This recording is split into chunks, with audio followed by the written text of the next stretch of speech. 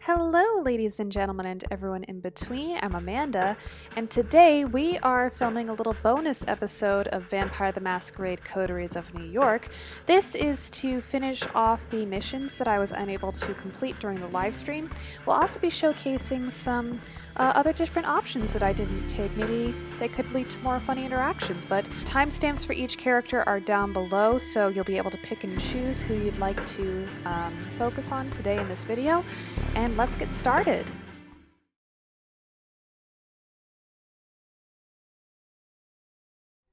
Good evening, miss. I'm here to pick you up.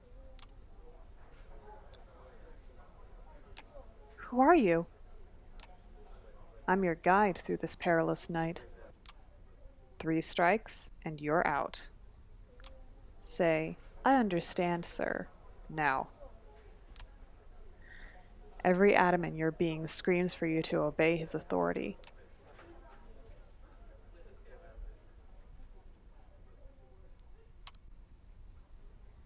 I only address my superiors as sir. Respectfully, fuck you.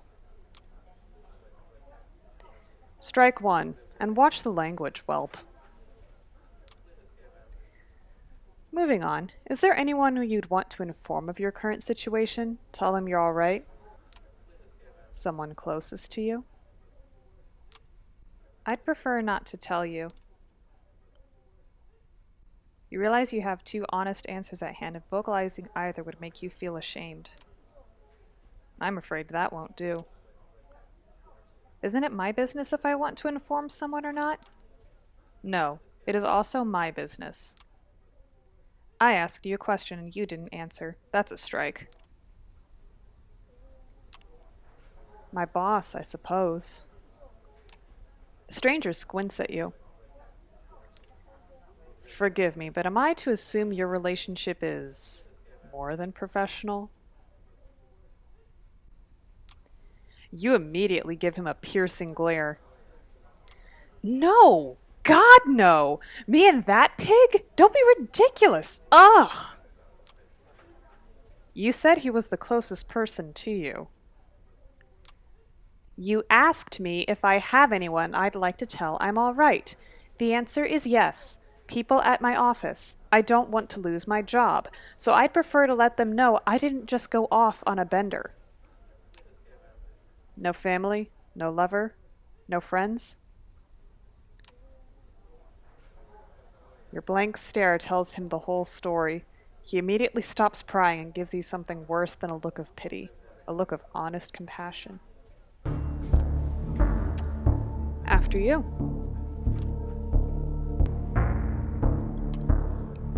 I'm not going anywhere with you. I think that deep down, you know that's not true. Trust me, you don't want to make this difficult, just get in. I don't know what game you're playing, but I've had enough. I demand you let me go immediately or there will be consequences. He hesitates for a moment, a very brief moment.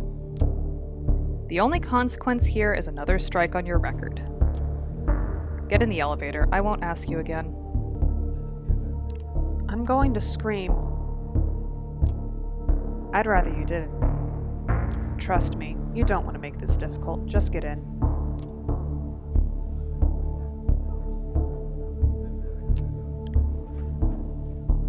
And then it hits you, a moment of clarity. Suddenly, you fully realize just how fucked up this situation is. Trusting your instincts, you make a break for the reception desk and call out to the concierge. Help me, please! It doesn't even seem to register. Instead, the man looks right past you and smiles knowingly. Which strike is that, sir? The man is already there, right behind you. Strike 2. I see. Shall we? Maybe I can make a run for it. I might be able to lose him. So let me be perfectly clear. Your best bet is to get in, relax, and enjoy the ride. What do you want? What do you want from me? To meet your new superiors. You'll see. Superiors? Is this what a hostile takeover looks like looks like nowadays? Oh, she's still... I'll try to make a run for it. It's the fastest you've ever run. You'd never expect your body to be capable of going this fast. Nothing like an adrenaline rush to show where our true limits lie. Help! Your voice echoes across the emptying parking space. There has to be someone out here. You keep running. Pretty sure you're setting a new world record in the process. He's still faster. His arms appear out of nowhere and coil around your waist, bringing you to an abrupt stop. You struggle to free yourself, but it's no use. And that's a strike. He carries you, kicking and screaming, back to where you started. I hope this is just as embarrassing for you as it is for me. Are you going to hurt me? No, not tonight at the very least, unless you make me. The sun? Schedule? What is this about? What does it matter when the sun comes up? You really don't know, do you? Good thing I got here when I did. The door locks behind you. The Cadillac is almost entirely dark. The side windows seem lightproof. The man gets into the driver's seat, starts the engine, and drives away without another word. Please, tell me, is this all some kind of a sick joke? He sighs. Not a joke, not a prank. You're not on candid camera. The sooner you come to accept it, the better. How am I alive? My heart, it's not beating. Aren't you in big business? What do you need a heart for anyway? A small fridge is humming away in the corner, accompanied by a rattling AC fan in the wall. Yeah, that's not happening. Are the lodgings not to your liking? Too bad. And where are you going? I have to make some arrangements. For tomorrow, of course. Good evening. How was... He notices the spatter, your red hand, the sick look on your face. He barely contains a smirk. Oh, was the catering unable to satisfy your exquisite taste? Apologies. Was that really... Type RHO positive. Not that easy to get. Guess you'll have to discover your drink of choice by your own. Come on, we've got places to be. He gestures inside the room.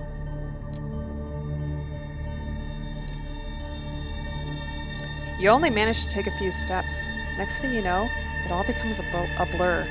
You feel a sharp pain in your chest and you fall down to the cold concrete floor. Just when you realize you can't move a muscle, you hear the man standing above you let out a disappointed sigh. I don't have the patience for this anymore. 3 strikes and you're out, and you were so close. With that, he throws you over his shoulder and carries you into the small room. He leaves without a word, locking the door behind him. You spend the next 15 minutes zoning in and out before finally giving in to the blackness. An endless void of nothingness. An endless void of nothingness. An endless void of nothingness. Suddenly, a wet, squelch-like sound rings out in your ears. Then, your chest explodes with an excruciating ache. Disembodied, you find yourself slowly entrapped by horrifying dead flesh. Then, resurrection. You suck air through your teeth as you wake, hoping this was all a nightmare. The gasp doesn't bring you any comfort, and you quickly realize it's nothing more than a residual instinct. You don't actually breathe in, nor out, and your heart is still as it was before. Sight comes back to you, as the somewhat familiar surroundings of an underground room come into focus. The humming of his Cadillac's engine reaches your ears before his voice does. Rise and shine, fledgling. You've got places to be. There he is, standing in the doorway, expectantly. His suit is as immaculate as yesterday, but his presence strikes you as even more malevolent than before. What is this about? What happened? Not going anywhere.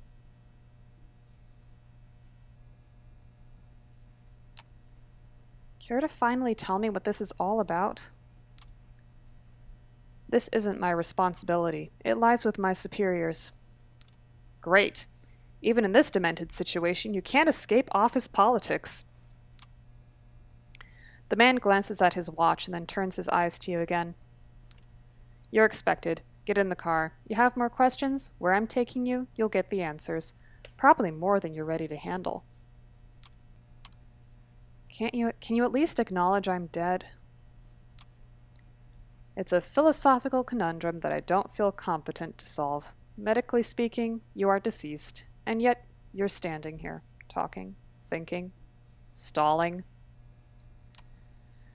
Enough is enough. Are you getting inside the car, or are you really, really willing to risk a fourth strike in this match? Fine. Have it your way. That's what I wanted to hear. Get in. As you sit down in the back, the doors locking behind you, you notice that your clothing is ripped around your sternum. You touch your chest. You realize there's a gaping hole there. You can feel your broken ribs and the flesh around them. How did this happen? I needed to calm you down. Too bad I had to ruin that turtleneck in the process. You've got decent taste. Anyway. Don't worry about it. It'll mend, given the chance. A few minutes later, the sight of your open ribcage becomes just another part of a spectacle you feel almost wholly disassociated from. No breath, no heartbeat, and now a gaping wound with no blood coming out of it. It all makes sense in some perverse way. In a fugue-like state, you start touching it as if it were somebody else's body. You feel a need to get a semblance of control over the situation, so you decide to prove yourself useful.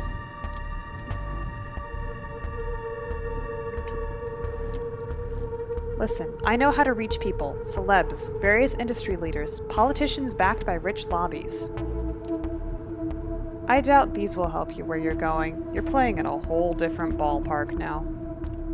Short pause. I'll be frank.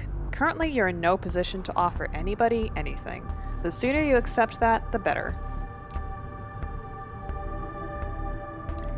Pig-headed fuckboy. Hey! Language. A short pause. He actually looks insulted. Your attitude won't help you make any friends, and in your current position, you definitely need some. Consider that. Preferably in silence. Cars humming in the empty parking lot. Just outside the door of the cramped room you have spent the day in, the man motions to it politely but with a stern look on his face. I'm gonna try to hijack the car. I think that'd be a bit funnier. The car. That's your only option. You push past the stranger and rush to the driver's door. You open the car and reach for the keys. A strong, firm grasp on your shoulder yanks you back violently. You are thrown to the cold concrete, out of the car. The man produces a sharp piece of wood from his pocket and slams it into your chest. It's a sharp pain that makes all your muscles tense. Paralysis, then a feeling of all-encompassing exhaustion, blacking out. You can see the trunk of the car opening, then the trunk closing with your body inside. The last thing you sense is the engine starting. Then you're wrapped in an all-encompassing nothingness. You drift into oblivion. You feel pain in your chest and hear a wet squelch-like sound. You suck air through your teeth as you wake, hoping this is all a nightmare. Alas, that gasp is just an instinct.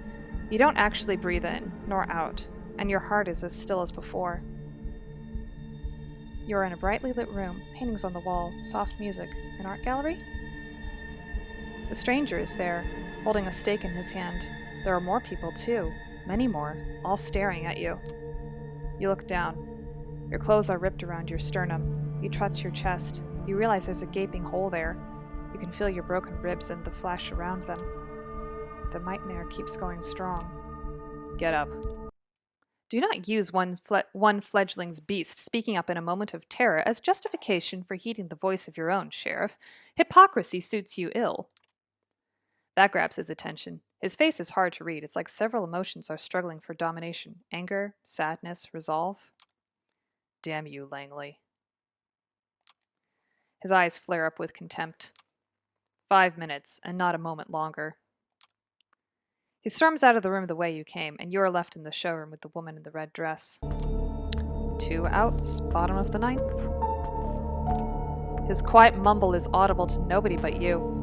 As his eyes meet yours, you note just a hint of sadness in his countenance, one that quickly vanishes to give way to grim determination. And he's out to bat. You will not get another chance to speak up. Last chance. Sophie's gaze. The red-haired woman is disappointed after realizing you're not about to speak up. Last chance. The eyes of the crowd focus on you. They know what's coming. They are waiting for it excitedly. Last chance. The sheriff's ridiculous sword raised above you, menacing. Inevitable? Last chance, last chance, last chance. You run. It's a desperate, ugly, panicked sprint. In a split second, the world around you spins. You tumble awkwardly. You hear gasps. The crowd divides into those who pretend to be disgusted by the sight and those who take it in unabashedly. There on the floor, 2 legs, cut off cleanly above the knees. Here, where you're lying on the ground, the stumps end around the middle of your thighs. You want to scream, but Qadir's oriental blade cuts through your vocal cords before they make a sound. Darkness. For good this time.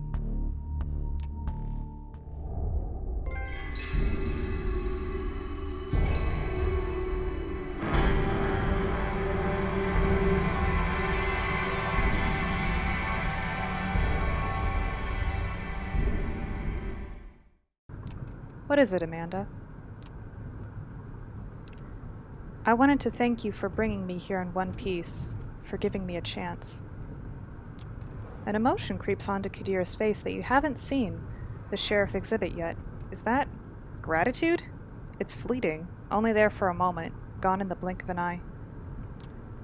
It was trying on my nerves, and you are still far and away from proving that it was the right thing to do, so don't think that a few kind words will let you off the hook. I wonder, how does it feel to bring a lamb to the slaughter the way you did tonight? Do you feel any remorse? Regret? I'm going to enjoy guessing. If there's nothing else, I'll be taking my leave.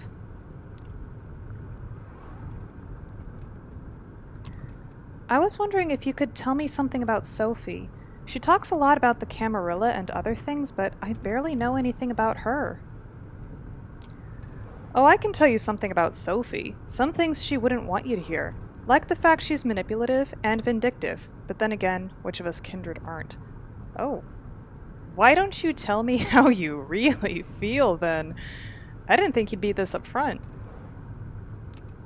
You want to know more about Sophie's past? Ask her. She's unlikely to tell you the truth, though. I'm quite sure she never told me, despite our previous history. What is that? Wait, were they does that mean... Is he being polite about something? That's what we do, fledgling. We exist for centuries and we lie. To our families, our friends, our lovers, to our kindred, sires and childer, to ourselves.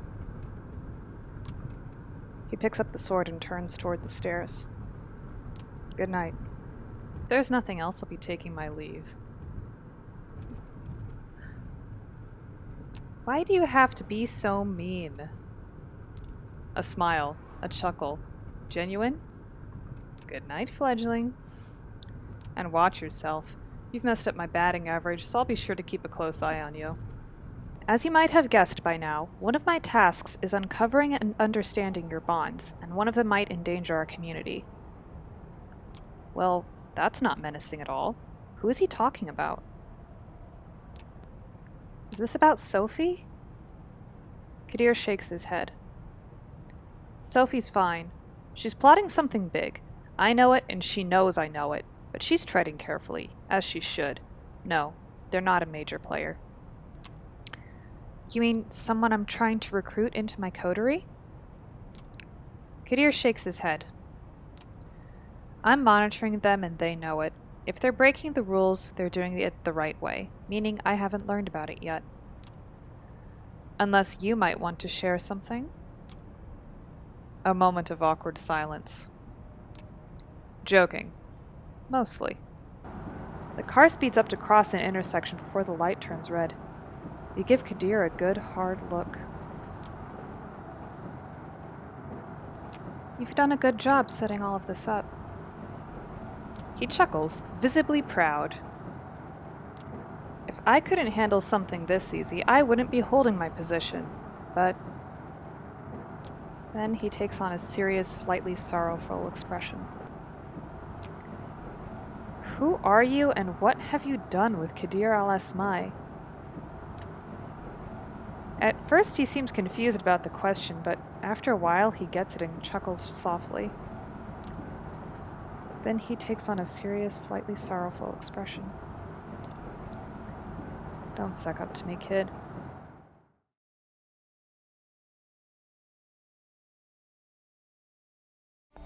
His name is D'Angelo, and he has an office, for lack of a better term, in the otherwise abandoned grain terminal in Red Hook, right next to one of those Swedish stores. The name escapes me, the one with the awful furniture. A Swedish furniture store? You mean IKEA? Yes, that's it. My mind struggles to retain things that are aesthetically displeasing. Why don't I talk to them? I might convince them to let us in. He gives you a look as if you just let rip a massive fart. Right. Look, kid, it's not that I don't trust you, but how about we give that raw animal magnetism of yours a dry run, huh?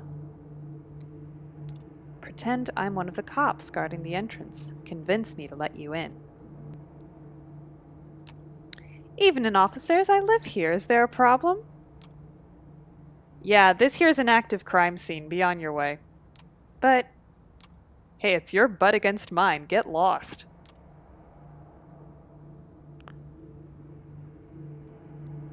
Trust me, I'll think of something. Fair enough. Go get him, Tiger. I'll stay close by, just in case things go south. You get out of the car, slamming the door a bit too loudly for your own good. As you cross the street, you already feel like you've made a big mistake. Oh well, too late to turn back now. Might as well give it your best shot. As you approach the cops, your whole body tenses up. It's funny that this would make you nervous, considering all you've seen these past few nights, and yet it does. The two officers seem to be engaged in a heated debate regarding last night's Mets game. You stop just a few steps away and open your mouth. Whatever's about to come out, it better be good. Evening, gentlemen. Detective Kowalski. I'm gonna try the detective approach. And just like that, you freeze. One of the cops notices you and gives you a slight nod. Yeah, hey, if you're going in, make sure you stay away from 209. Active crime scene, you know? And with that, they get back to arguing whether or not the umpire was bought and paid for, or not. Utterly confused, you piece together what's left of your senses and hurry past them. Inside the building, D'Angelo stands in the hallway, dumbfounded. As you open your mouth, he stops you with a gesture. Don't even talk to me right now. In awkward silence, you both make your way up to the second floor. Deep inside, I was hoping she'd be spooked, get out of town. That maybe, just maybe, that'll be the end of it. That's me, you know, hopelessly optimistic.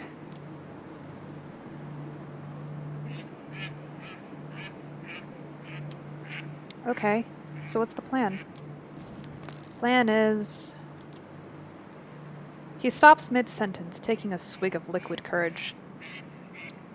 We stop her, at any cost. I'd rather it not involve killing the girl, but I'm starting to think that ship has already sailed. Another swig. You're not sure how much of this is genuine and how much is an act, but still, he's starting to worry you a bit.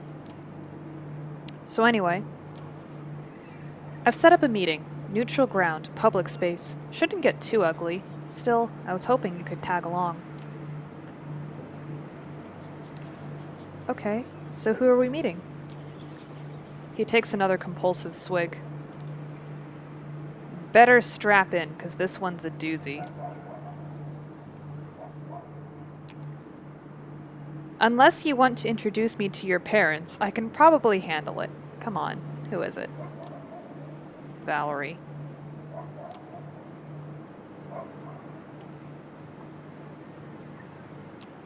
That blood must be an amazing vintage, because you sound fucking hammered. Hardy fucking har. Look, I know you two didn't exactly hit it off, but she's not as bad as you might think. Sorry about last time. Nothing personal, you understand.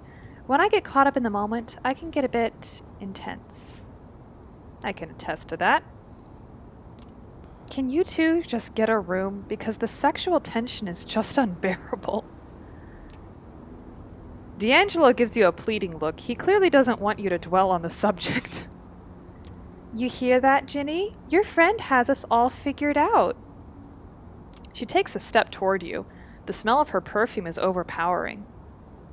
Or maybe it's just jealousy. Although, I'd be careful if I were you. Last time we got close, it didn't exactly work out for you. Speaking of which, how's that neck doing?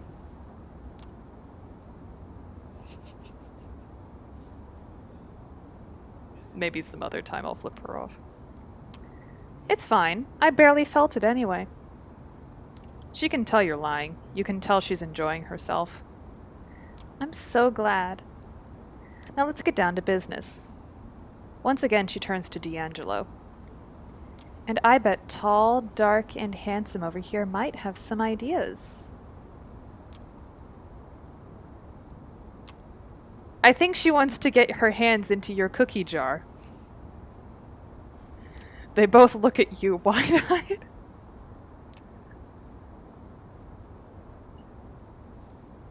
Ugh! Oh god, that didn't come out right. I mean, literally not... Wait, what were we talking about? D'Angelo rolls his eyes. Hard.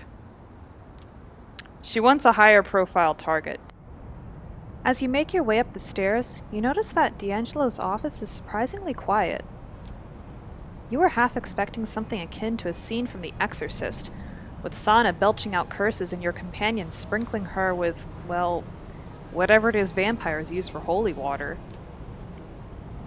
What you witness instead as you open the door is the picture of Serenity. The girl, although still curled up on the corner, is sitting calmly, with her eyes fixed on the pages of some pulpy detective novel. She doesn't even register your presence. Sitting behind his desk, D'Angelo seems to be looking over some files, puffing on his usual brand of cigar. Seeing no trace of Larson, you assume he must have gone back to his family. Noticing your presence, the vampire detective leans back in his chair and gives you a tired look. Hey there, kid. Glad you could make it. Oh, I wouldn't miss this for the world. Any luck with Sana? Is she actually reading? You kidding? I wouldn't miss this for the world. Clearly noting your sarcasm, he hits back with a smile that could express anything but amusement. Oh, I didn't mean that to be sarcastic. Right. Make yourself comfortable. We have some heavy shit to figure out, you and I. I've been going over the case files, mulling over our options. Surprise, surprise, they all suck donkey dick. No matter how we go about this, someone gets fucked over. Her, Larson, us.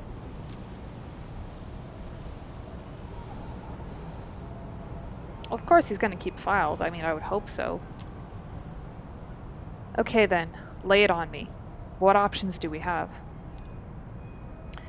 Okay, let's polish this turd. Here's how I see it. 1, we grab Sana and take her to Elysium and make a case for her to Prince Panhard. 2, we get Valerie to back off by feeding her the dirt I got on Larson. 3, we try to get Sana out of the city. Come on, kid. I can hear them thoughts bouncing around your head from over here. Out with it. Elysium, isn't that a death sentence? What do you have on Larson? Get her out of the city, and then what?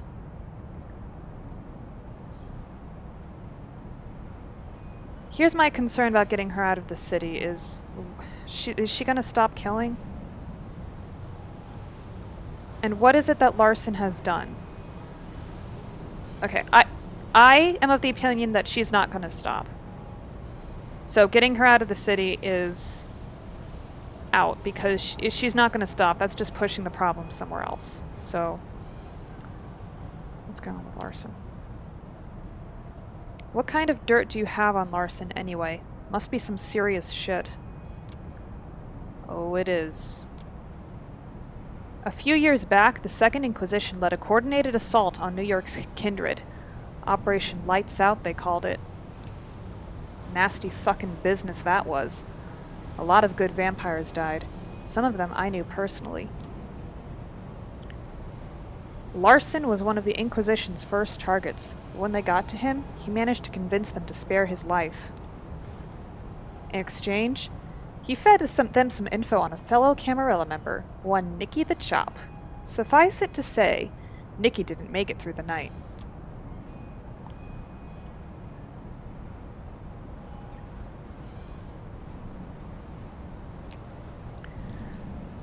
Assuming we can get her out of the city, what makes you think she won't kill again? Hey, I ain't just gonna let her loose in another state and forget about it. I got some people up north, people I can trust. They might be able to help her. At the very least, keep her safe and make sure she doesn't do anything stupid. Okay, time's a-wastin'. What do you think we should do? Letting me decide, it's not my choice to make. Well, it kind of is, because we're in this together, so... Wait, you're letting me make the call? Look, kid, I've been at it all day, mulling it over, and all I got for my trouble was a splitting headache. I just don't know anymore. All I'm asking for is your honest opinion. Just pick one and make a case. Convince me it's the right thing to do. Or the least wrong, at least. So one more time. Bring the girl to Elysium, trade her life for Larson's, or sneak her out of town. Which one would you go with?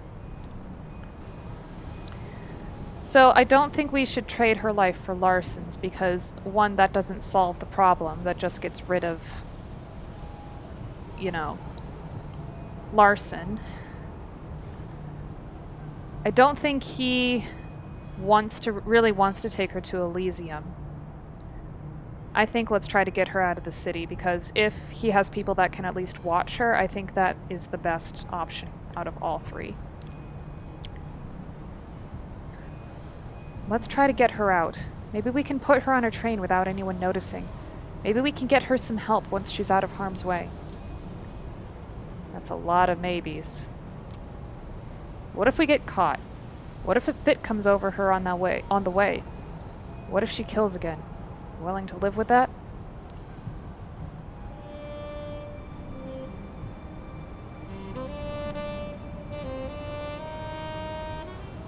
See, now I'm thinking about taking her to Elysium. She's not gonna stop. She's not gonna stop. We have to take her to Elysium. Yeah, maybe you're right. It's too much of a gamble. Bringing her to Elysium seems like the most reasonable thing to do. And the cruelest. Or at the very least, the most risky. If we can't convince Panhard to give Sana a shot, the girl's as good as dead.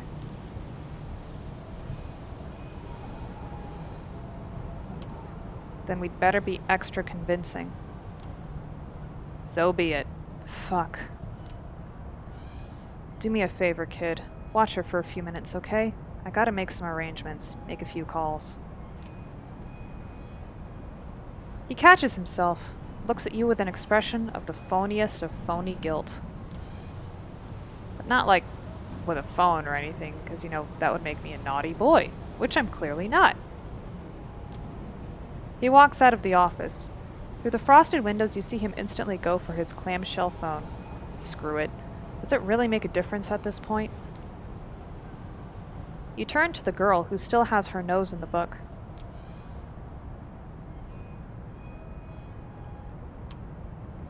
So, is that book any good? I don't usually go for this sort of stuff. It just leaves me cold. She looks up from the book and her eyes glaze over. Cold. A shiver runs down your spine. You decide it's best to leave her to her reading and spend the next few minutes in complete silence. Finally, D'Angelo staggers back into the room. Alright. I called a friend of mine who works at the art hole. She says the prince is there right now, in her private quarters. We'll just have to figure out a way to get an audience. He walks over to Sana and crouches beside her. Speaking softly, he takes the book out of her hands and gently strokes her head. God, now I wish that I had... You know what? No. I'm gonna own this decision. I'm gonna own this decision and go for it. Hey, darling. I need you to listen very carefully. We're gonna go on a little trip, okay? You need to stay quiet and stay close to me. Can you do that? Stay close to D'Angelo? She squints, trying her best to concentrate.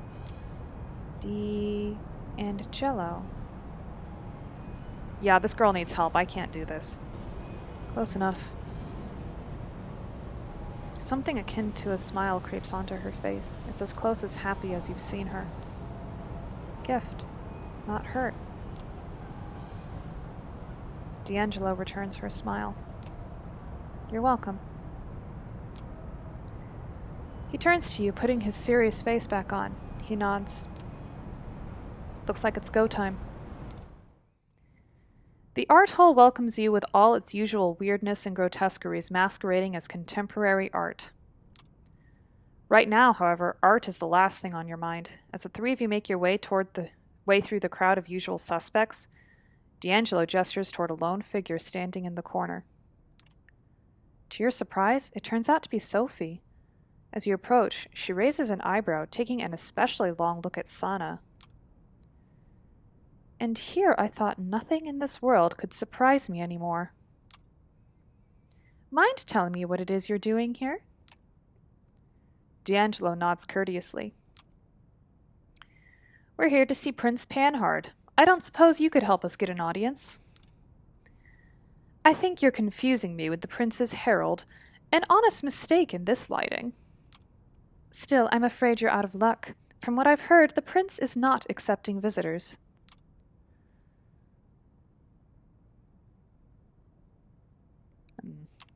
Please, it's a matter of utmost importance. I'm sure she'd make an exception for someone of your status. Appealing to my vanity, although appreciated, won't work this time. Like I said, the prince doesn't wish to be disturbed. Suddenly, you hear a voice from behind you. It's the last voice you could possibly want to hear right now. Maybe I can help. Ooh. Yes, please. You look over to D'Angelo. He seems frozen in place, not able to move a single muscle. This is bad. Very bad. Keeping things casual, Qadir tips an imaginary hat in your general direction. When he looks at Sana, you notice his expression sour, if ever so slightly. Perhaps this is a conversation best held in private. Follow me. Before leaving, he nods at Sophie. Langley. Qadir. Again, you glance over to D'Angelo, but he doesn't even acknowledge you. He seems to be in a state of deeply internalized panic. Not seeing any way out of the situation, you follow Qadir to a small backstage area. There, he stops and addresses you once more. It's good to see you, D'Angelo. It's been a while since you last showed your face around here, and I see you've brought friends. So how about we skip the unnecessary drama and you two leave without incident, whilst I take care of our thin-blood guest. She can be helped. It's not her fault. She's insane. Got her confused with someone. I feel like if I say the third one is he's probably going to say no, I don't. Second one, he's probably going to say you still need to put her down, but you don't have to do this. She can be helped. Maybe. Maybe not. That ship sailed a long time ago. It ends tonight, with me. Doesn't have to be this way. Just let us talk to Panhard. That's Prince Panhard to you, D'Angelo. And no, your harebrained scheme isn't gonna work. What exactly did you think was going to happen? You bring the Duskborn with a blood hunt on her head to my doorstep and... what? Hope that the prince stays my cruel hand? Honestly, I thought you were smarter than that. But... I promise to make it quick. Painless. That's as much as you'll get, so don't push it. And with that, he turns to Sana. His expression grows softer, almost kind. He then grabs her by the hand, gently. There is not even an inkling of violence in his demeanor. Come, my child. You've been very brave. The pain is almost over. Pain. Over. With blissful ignorance, she looks at you and D'Angelo as the sheriff walks her out of the room. Your companion looks broken, as if something inside him just snapped. Without even looking at you, he utters under his breath. I killed her.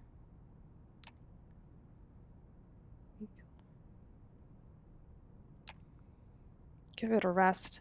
If anything, it's we. Kid, I know you're trying to make me feel better, but it's not really working. I really thought I could save her.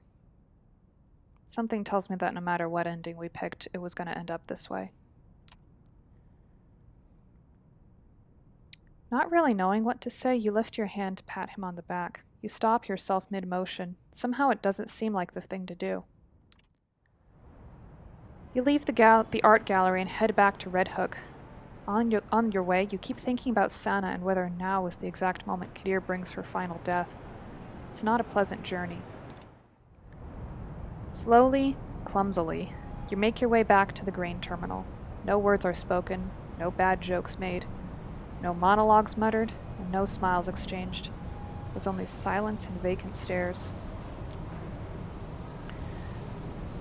As you head up the stairs to D'Angelo's office, you can feel the tension rising. You can tell the moldy sleuth has reached a breaking point.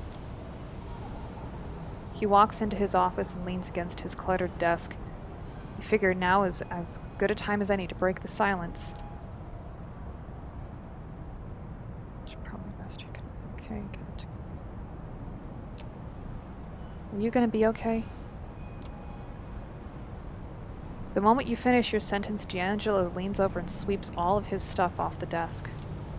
Notepads, bits of paper, and what looks like a cheap imitation of an antique lamp. It all comes crashing to the floor. It doesn't stop there, as he grabs a heavy file cabinet and knocks it over. Slowly but surely, the once quiet office turns into a heap of crumpled paper and broken furniture. The tantrum lasts for mere seconds, but as you stand there, watching, it feels like forever. Finally, D'Angelo stops and looks up at the ceiling. It's hard to tell if he's had enough or simply run out of stuff to throw around. As he stands there, slowly regaining composure, one of the objects scattered on the floor catches your eye. It's a small paperback novel, same you saw Sana reading earlier tonight. It must have landed there when D'Angelo was giving the room a royal thrashing. You pick it up. In huge letters, the title on the cover spells, The Longest Night and Other Stories. Smaller caption underneath reads, Another collection of stories from the Gianni D'Angelo saga. What in the actual fuck? You flip it over and are immediately drawn to the picture on the back cover. If not for a lack of flaky skin and distorted features, you'd say the guy looks very familiar. The name next to the picture? Reginald Finch. Oh my gosh. You stand there not even knowing where to start. Even in his current state, D'Angelo, whatever his name is, remains one step ahead of you. Yeah, that's me in the picture. Reggie fucking Finch. Haven't seen him in a while. Wasn't planning to. Name of your character? Who the hell are you? Oh. You named yourself after one of your characters? Afraid it's more than that. I sort of became him. See, Reggie Finch was a pushover, a small-time journalist and a wannabe writer. He would never survive out there among the coteries of New York. Title of the game. Gianni D'Angelo, on the other hand. Honestly, it just sort of happened. Guess it was the only way I could make sense of it all. I mean, once you wake up looking like this, realizing your life and all that you were is gone forever, you can't really blame me for trying to at least make it interesting.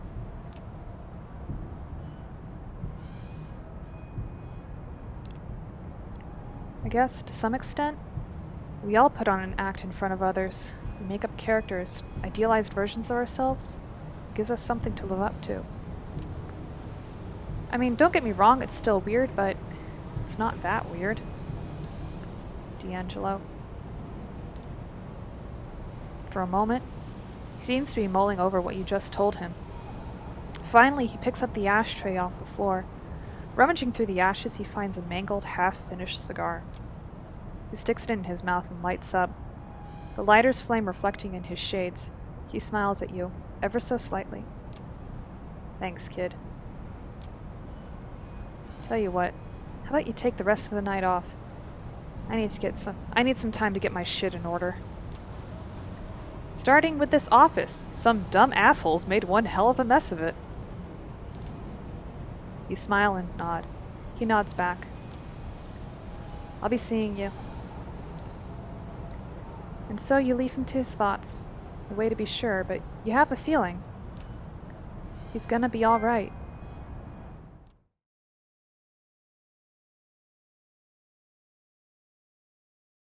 You're still so brainwashed that you care about what Aisling fucking Sturbridge wants. I'm done jumping through her hoops. I don't know what I saw in you, Agathon. You're such a lapdog. Sorry to interrupt, but is this woman your ex? Yes, we used to date. Maybe we still would if you weren't such a fucking coward, Agathon. That's not fair, Juno. It's fair, and you know it. You're too busy licking Aisling's boots to realize what we had. Aisling doesn't wear boots. Oh, Javier, my friend. That is the wrong thing to say. Don't correct me! With a start, you realize Juno is genuinely upset. It's hard to say how long ago they broke up, but the wounds are still there. You're the kind of man who takes the side of his boss over his girlfriend. Juno's eyes glisten red with the blood of her tears. You look at Agathon with uncertainty. It was for your own good! Juno steps back, suddenly cold. Ignoring the people dancing all around, she stares hard at Agathon. The past is past. The traditions are dead to me. You won't stop me, Agathon. I'll make sure of that here and now. You know I have the power. No, Juno, please! Your grandmother is a very spirited woman. She's all I have left of my family. We came here from Mexico City when my parents were still alive. The kindred have always hunted my family. Every generation has its own tragedies. Agathon is gripping the steering wheel harder than he should, although he's back to his usual careful driving style. I'm sorry that this happened to your grandmother and that you have to fear for her safety. This is what it's like for all kindred who have a mortal they love. The thing is, if you don't want to lose your battle with the beast, you should probably hold on to those relationships anyway, even when it hurts. You're in your haven when someone knocks on your front door. Puzzled, you open it. Agathon stands in the hallway expectantly, as if the 10 seconds it took for you to come to the door was an impossible imposition. Let me guess. You're going out to hunt for the research notes. You need my help. Yes, exactly. Let's go. You follow Agathon down the street, wondering what kind of revelations tonight will hold. So far, Agathon's rituals haven't been successful at locating the research notes, but you've learned a lot about the Tremere and Agathon himself. This time, I've got it. The problem is, when an old vampire disappears, even from our clan, we're so secretive that it's hard for us to find out what they were up to. Agathon's car is parked at the curb. You get in and Agathon starts to drive. You may have guessed that the notes we're looking for belong to an old member of our house. The problem is that we need them to continue her research. What's the research about? What else do you know?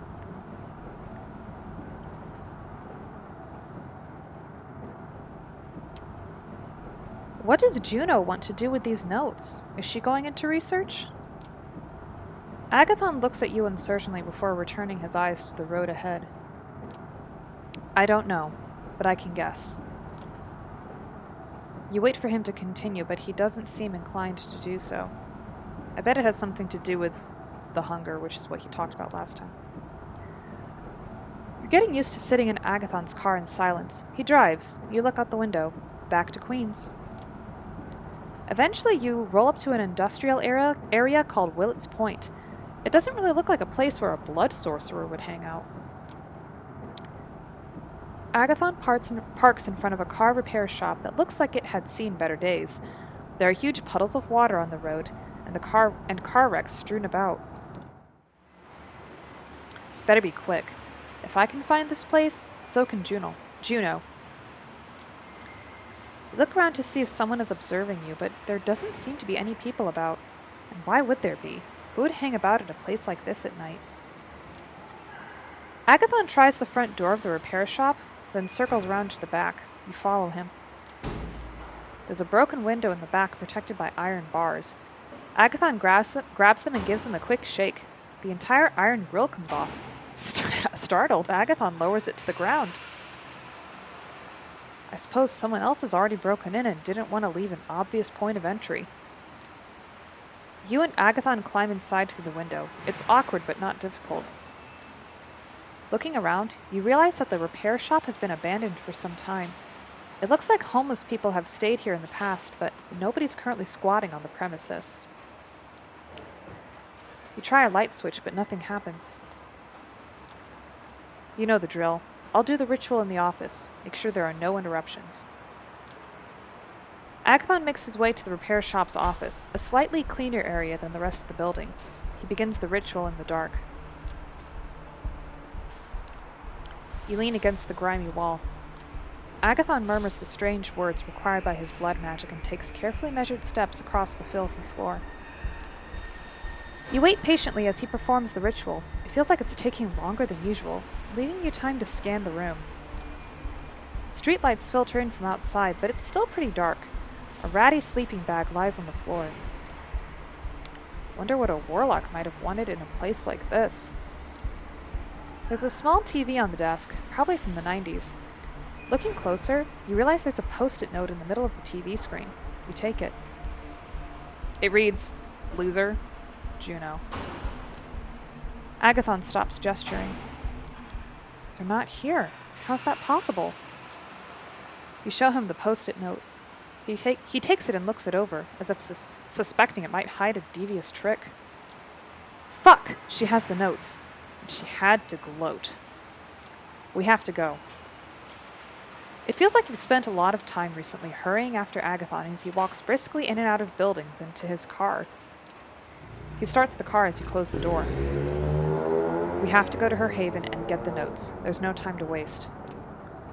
Despite the urgency of his words, Agathon drives as carefully as ever. It seems that only a threat to his grandmother is enough to make him drive recklessly.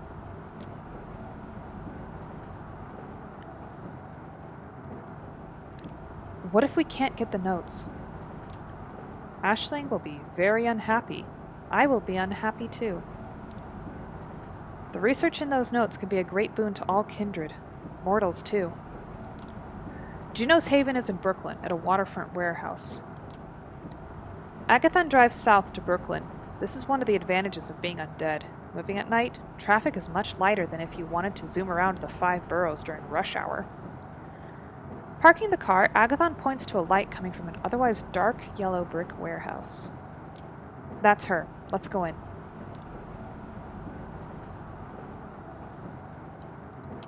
Preferring to keep a low profile now, you circle around the building and look for an alternative entry point. You find a rusty metal door with no window in it and at the very end of the building, some kind of emergency exit. You get it open with little difficulty, entering the building with Agathon. You emerge into a light-proofed room, sectioned off on one side by a cheap plywood wall.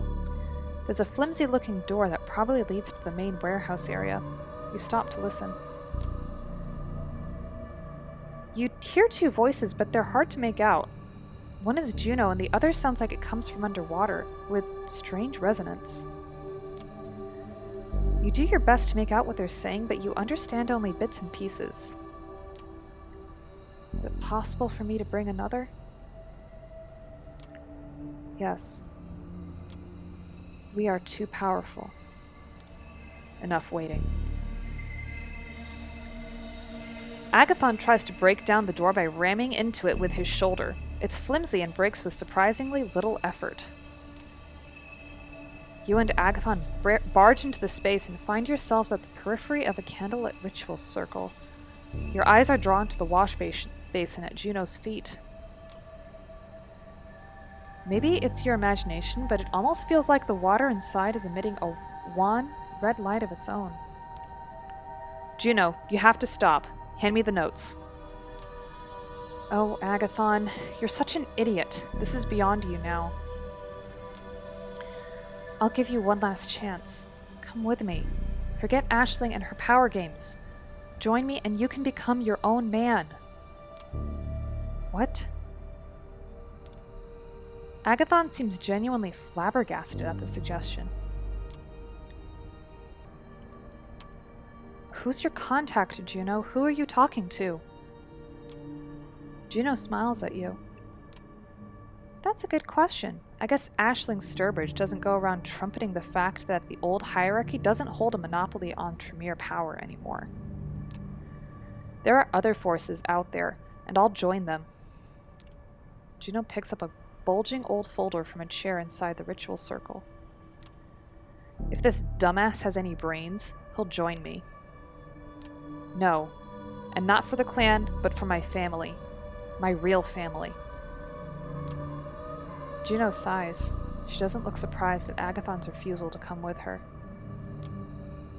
I would have felt badly if I hadn't offered you the chance. Come back to the chantry with me, Juno. Talk to Aisling. You'll see that this is not a good idea.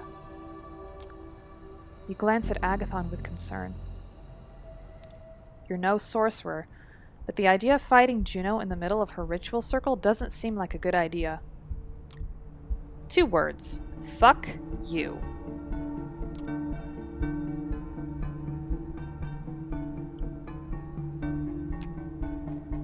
Please, just give us the notes. We won't stop you from leaving. Juno's shoulders slump. I'm tired of the fight. I'm tired of having to bust my ass for some asshole like Aisling. I want a new life away from all this crap. Juno weighs the folder in her hand. Maybe I should just give this to you. She walks toward you and you put your hand on the folder, but by then, Juno's eyes brighten with realization. You fucker! You're manipulating me! She slaps your face and you feel as if your insides have suddenly caught fire. You open your mouth but no sound comes out. Finally, you focus on the feeling of Agathon's hand on your shoulder and you realize you lie sprawled on the floor. Are you alright? Can you speak? The pain is receding, but you feel like shit, hurting all over and barely able to walk. It takes a lot of blood to mend from this state. Agathon supports you as you walk back. He's smiling. You notice the folder under his arm. She got away, but I have the notes. I'm sorry you got hurt, but it was worth it. Worth it? You tell him a thing or two about your view of the situation, but your tongue is momentarily a lump of charcoal in your mouth. You sit in silence as Agathon drives you back to Manhattan. Traffic in the small hours is mercifully slight. Consider your next words.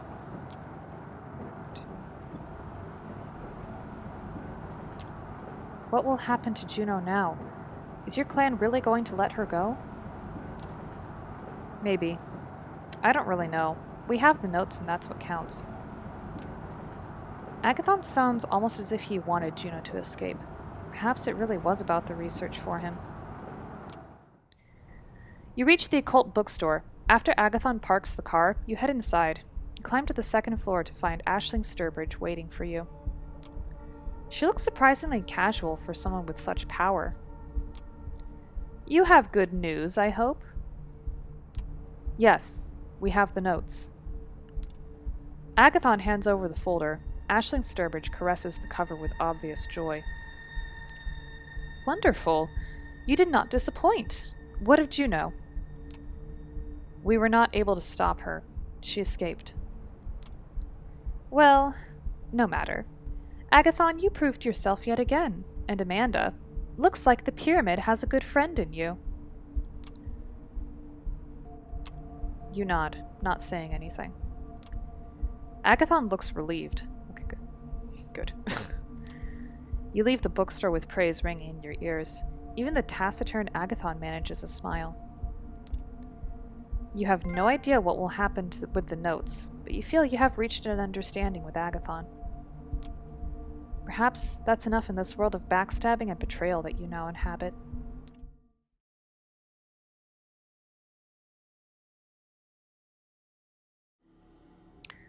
Hope's poorly scribbled message reaches you in your haven. Within an unmarked envelope, you find a barely legible address you're supposed to reach, and the hour you're expected to arrive there.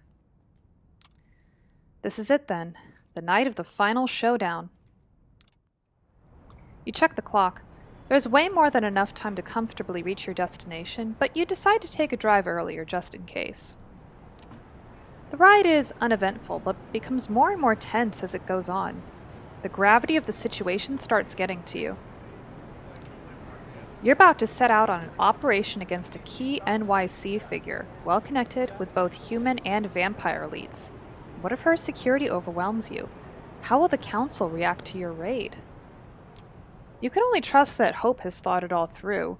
She doesn't seem like the type who would attempt a suicidal mission. Which isn't something you typically say about a person who regularly inflicts violence on herself in front of the camera. When you arrive at your destination, you find yourself in front of a building with a double spiral logo on it. This must be Montgomery's headquarters then. You look around the street and notice an obnoxiously lavender Mazda car parked nearby. Even though you've never seen it before, you might have an idea who it belongs to. You park your own car a distance from the double spiral building and approach the Mazda. A familiar figure is behind the wheel, holding a smartphone in her hand. You knock on the window. She opens a window without turning her eyes from the device. Wow, you're early.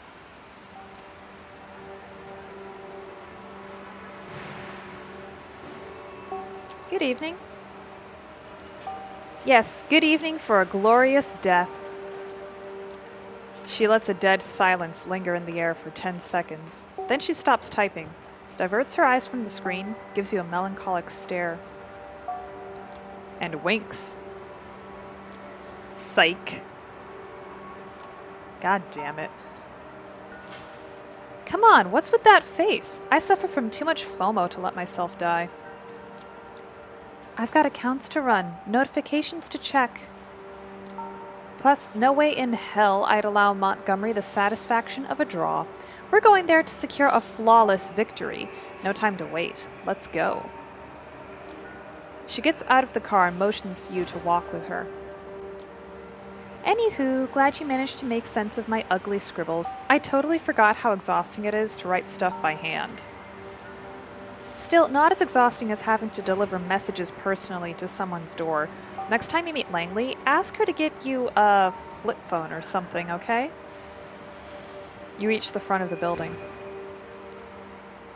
We're about to burn this shithole down to the ground. Man should only be keeping low profile with careful sound. Hope, I wouldn't mind if you let me in on your plan this time.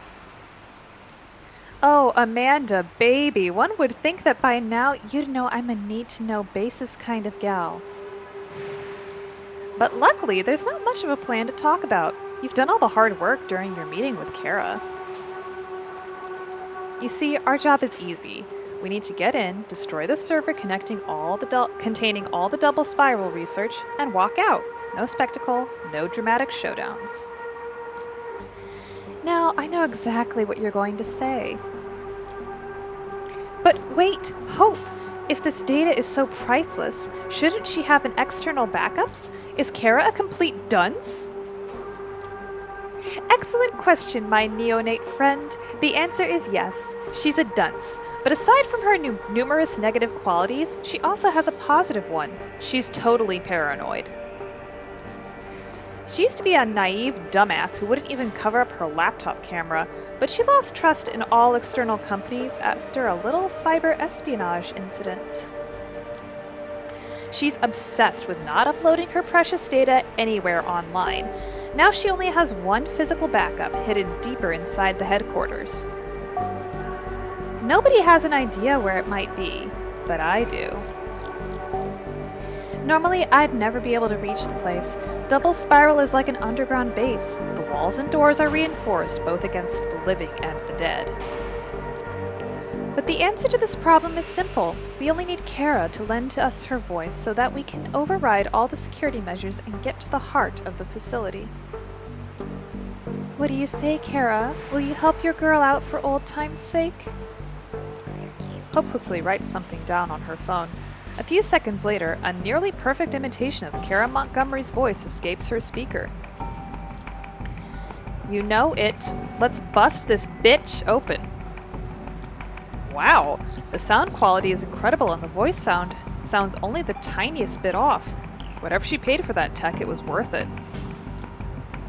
Oh, and if you're afraid of consequences from the Camarilla, don't be. I'm assuming full responsibility and my ass is covered. I've got some favors to collect and to offer. Besides, Kara's a goddamn snake and everybody knows it. No important player will miss her influence. They were only tolerating her in case she hit it big with her tech. It's all about cash in abundance. Life's a bitch and then you die. Some parts sound a tiny bit too robotic. Could there be a pattern here? Too bad she won't ever get the chance to succeed, so without further ado, shall we? Hope starts marching toward the revolving door. You close your eyes, make an effort to sharpen your senses, and follow the Malkavian into the lobby of the Double Spiral building. There's a sole security guard at the entrance. He raises his voice to ask about your business, but is stopped short by Hope's commanding voice. No need. We're expected. The man looks lost and disoriented for a moment. Then the gears in his head slowly begin to turn, and he nods his head, silently opening a gate leading to the elevators. Hope heads into one of them and you follow. She presses a button and the car starts heading to the lowest floor. Eventually, the doors open. Welcome to Kara Montgomery's Deadly Dungeons, Amanda. What appear before your eyes are the dimly lit corridors of an IT office, empty and silent. The air is stiff and dusty, and there's a sharp, rotten stench in the air that you're unable to identify. The menacing atmosphere makes it hard to recognize at first, but this looks like an active workplace. It really is a dungeon, although a corporate one, where people are cheated out of life. Less than a month ago, you were stuck in a similar workplace, blissfully unaware that you were headed for death. But your office kept up appearances at least. Let's just get to the first door and test my little Kara out. You follow her until you reach the end of the corridor. There you encounter an expensive-looking reinforced door with voice controls on the side. Hope pushes a button. A robotic voice comes out of the speaker. Semiotics? Seriously? Come on. Hope types the word into her phone and lets virtual Kara repeat the password. Semiotics. A sound rings out. reminiscent of cues that TV quiz shows use to let the contestants know he gave a wrong answer. Verification error. Please try again. You give Hope a nervous look. She bites her lip and presses the button again. Hyperreal. Tap, tap, tap, tap, tap. Hyperreal. Access granted. The doors slowly open. You notice your companion is wearing a sour expression. Looks like the tech isn't quite perfect. At least the passwords seem randomized, so we can try and brute force our way in, unless the system locks us out after a few failed attempts. She shakes her head and turns to you, her lips attempting to approximate a sincere smile. Well, we can only hope that the data you've collected is enough. Into the beast's maw we go. She marches into the room and you walk in right after her. The doors lock behind you with a loud thud. It's a wide open office. It would be as murky as the corridor you just left if it wasn't for rows of monitors illuminating the space. A shadowy figure stares at every screen in the room. Kara's voice plays from Hope's speaker. Behold, this is where the magic happens. A family of driven folks hungry for success, always taking bull by the horns, building a high-performance culture together. None of the figures raise their heads. They're too busy programming, organizing spreadsheets, and typing in endless strings of text. What's wrong with these guys? Don't worry, they're likely just a bunch of ghouls and whatnot. Hardworking, conditioned, tireless, low maintenance, kinda dumb. Perfect workers. Probably won't leave their seats unless we make them, but let's not. We've got more important things to do, like destroying a few years' worth of their work. The figures don't stop pounding away on their keyboards. In fact, they don't react to her words at all. Alrighty, so do we go straight to the server room, or do you want to check out one of the side rooms first? Your call. I prefer to wrap things up here as fast as possible, but hey, little Kara here is here with us thanks to the data you've gathered. You betcha. If you think you can use her voice for something useful, feel free to do it. You look around and think how to respond. I am a nosy person. Especially when it comes to video games, that's why I'm always a rogue. I just have to open every single door. The logical side of me is like, let's just get a move on, but the nosy side of me is overtaking that. Actually, let's try this door. You approach a door with a huge sign saying staff only. Next to it, you spot familiar voice controls. Hope nods at you and pushes the button. Vaudeville. Hope taps the screen of her phone a few times and puts the speaker next to the door's microphone. Vaudeville. Verification error. Access denied. You push the button again. Vaudeville. Looks like this one doesn't have a randomizer built in. Won't do us any good to just keep trying. The capital wins once again. Let's move on, comrade. For a second, you wonder if there's anything you could have done to succeed here. Then you shrug your shoulders and follow Hope out of the room. I wonder if there is anything we could have done. I don't know. Well, too late now. Another depressing corridor, reeking of who knows what. You expect Hope to walk to the very end again, but this time she stops halfway and starts mumbling under her breath. Wait, was it this door, or... Don't tell me she moved things around. It looks like she's been here before.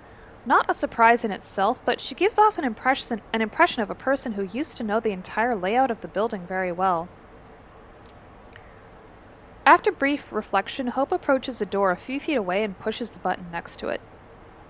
Apocalypse. Well, that's cheery. Apocalypse. Access granted.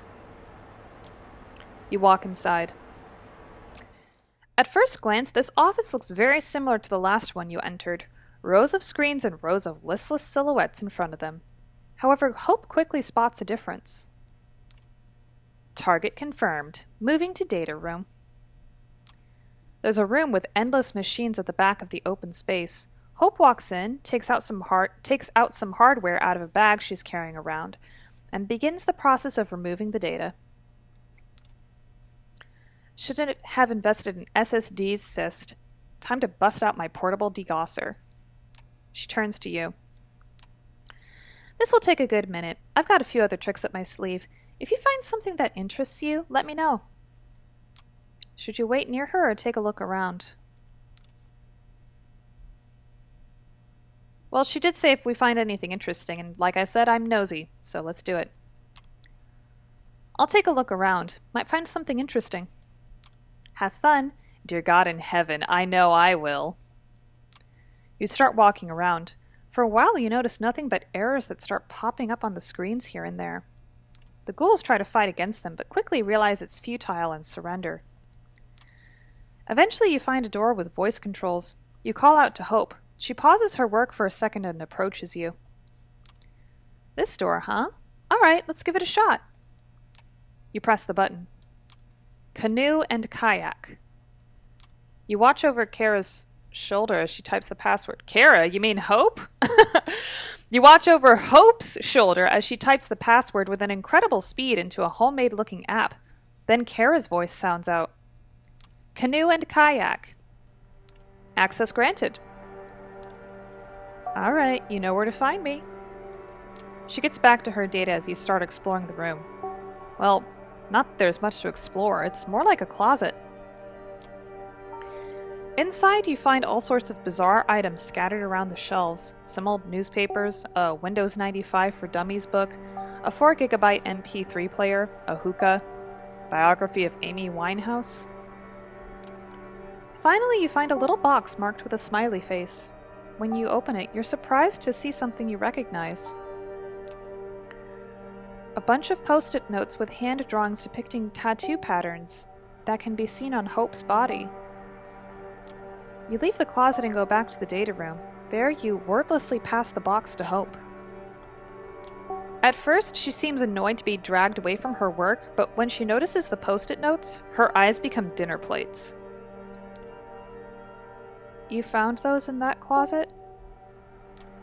You nod and look at her expectantly.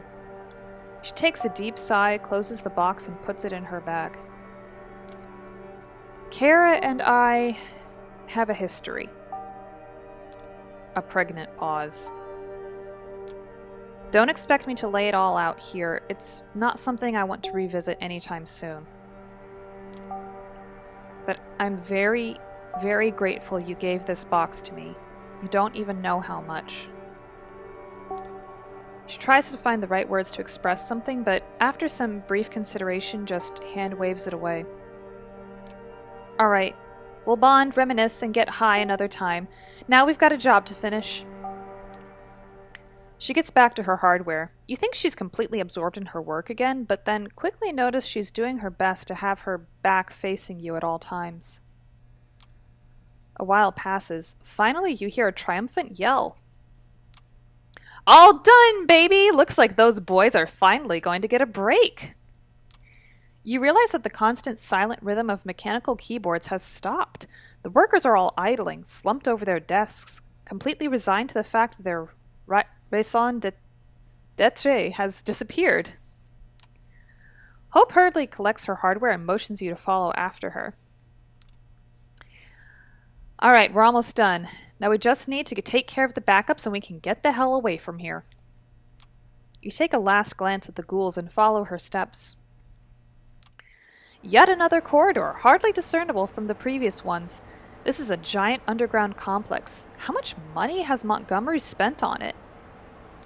Hope looks around, frowning, mumbling something indecipherable. Eventually she points in front of her. There. This is where she must keep the backups. It's a sturdy metal door unlike any other in the building. Right next to it, however, is a voice-based security system you know pretty well by now. Please, please, please, just no last-second surprises. She hesitates to do it, but eventually she pushes the button. Eternal return. Shit, the T's. Hope dutifully types down the term on her phone. Eternal return. Access denied. Please try again. Hope hisses under her breath. This time, you push the button. Double spiral. Tap, tap, tap. Double spiral. You feel like time has frozen. For whatever reason, it takes longer than usual for the speaker to deliver the verdict. Access granted. What a relief. The metal doors grind loudly as they invite you in. This time, you walk in first and Hope follows. Wait a minute, you recognize this place. It shouldn't be here, but there's no two ways about it.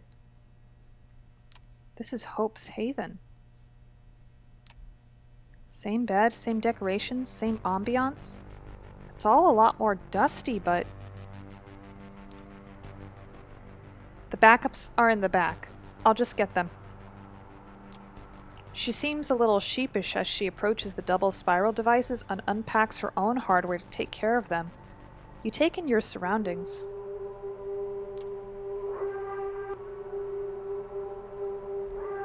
Just keep quiet, is that me saying just keep quiet to her?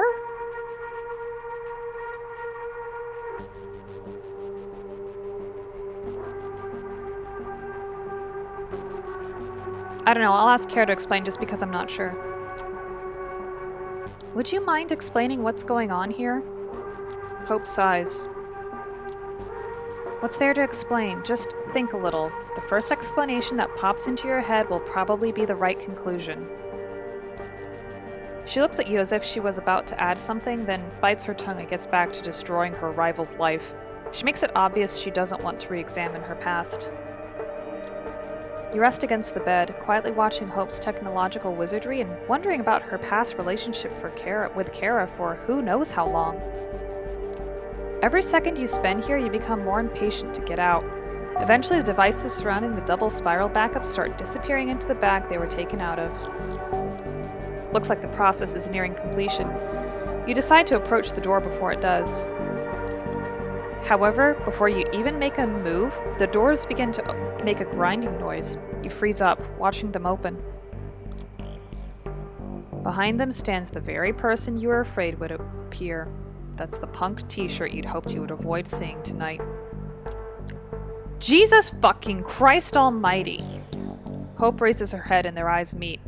Both of their faces momentarily turn to stone. Oh! You could pick out any emotion from their stares and you'd probably be right.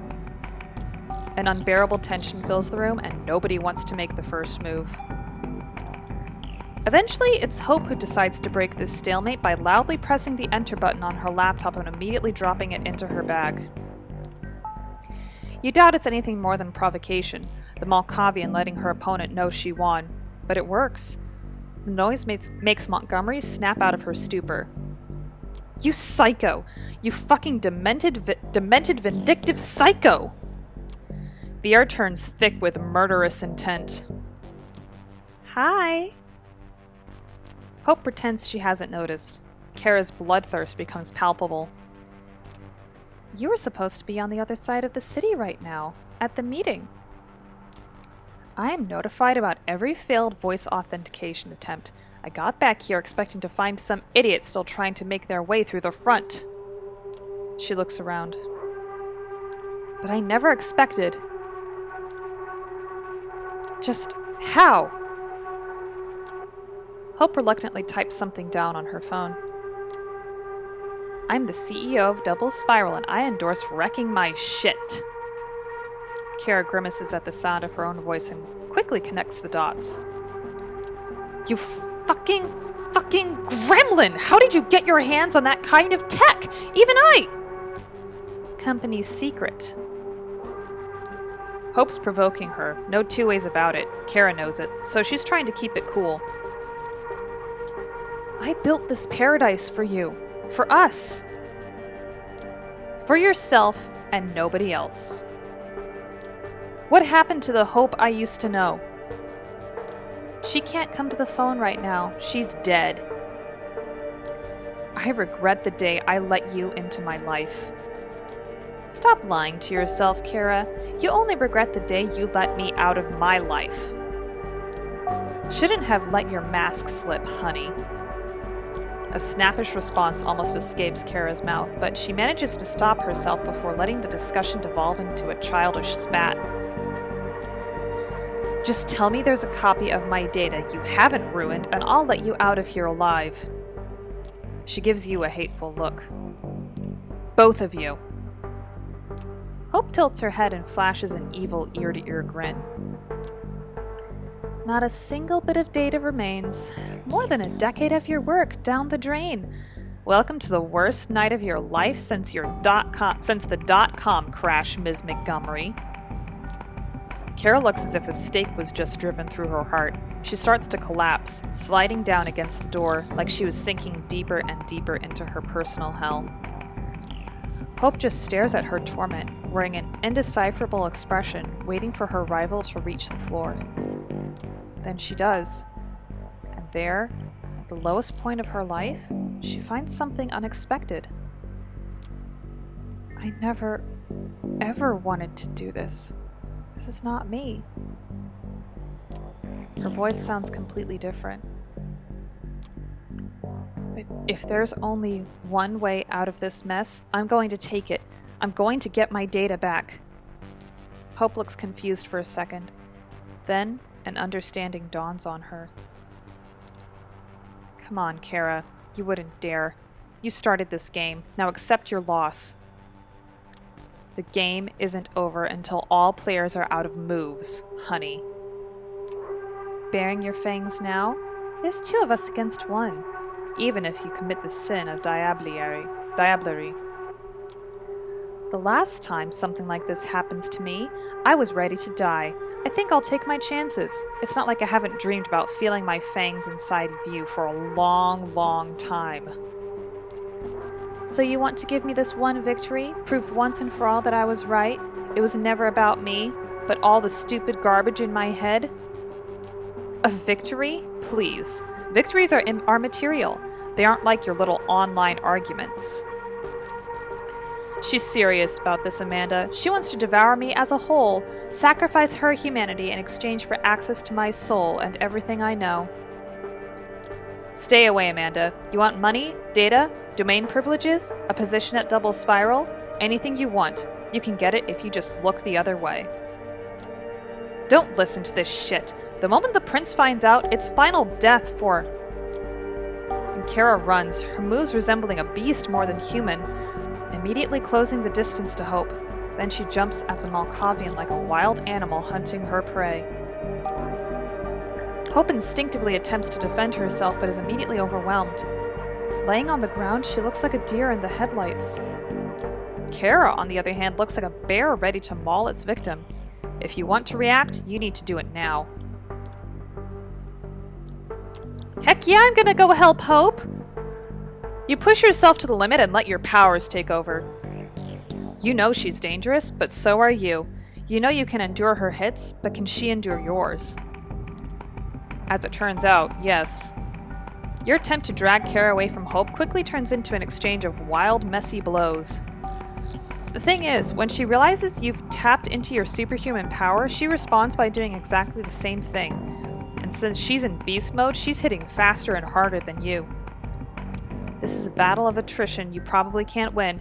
You back away, deciding to pick a different approach. We gotta do this. You've decided to let your instincts take over. Before you know it, you're already at a full sprint. You run up to Kara, grab her, and start pulling her away from Hope. However, you're dealing with a beast here. Choosing to trust your instincts, you underestimated hers. Before you realize what's happened, you find yourself smashed against the nearest wall. Confused and in pain, you check your torso. Some bones feel broken. You still got lucky and should be able to move around, but this will take some time to heal. Kara's already focused on attacking Hope again. Just rushing in blindly won't help. You'll need a plan. Wait. There's no point to just rushing in blindly. Kara's like a feral animal right now. You don't wrestle with those. You use tools to overwhelm them. You look at Hope's bag. Can any of her devices help? No way in hell. Think harder. You look at the bed, the pillows, the canopy, hooks hanging down from the ceiling. Bingo! You grab one of the hooks and yank the chain. It's long enough for your idea to work.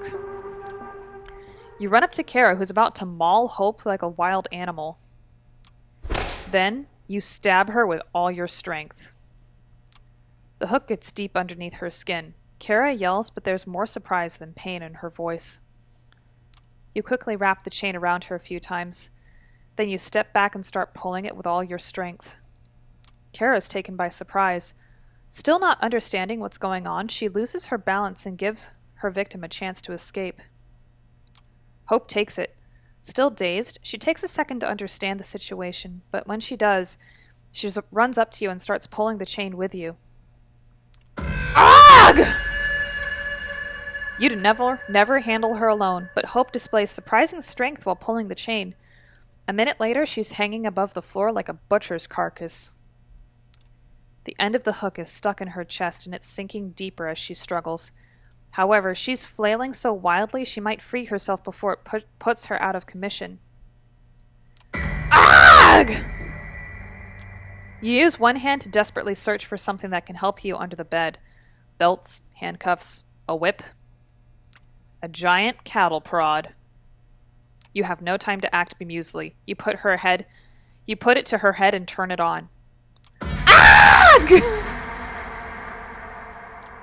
The device must be modified. The power current is so powerful, it causes scarring almost immediately. She's getting weaker and weaker. Ah! It takes Kara a while to accept defeat, but eventually she does. Her body's seemingly lifeless, her head hanging down. She looks like a grotesque portrait of defeat. The hook must have reached her heart. It takes Hope a long time to collect herself. Eventually, she manages to speak up.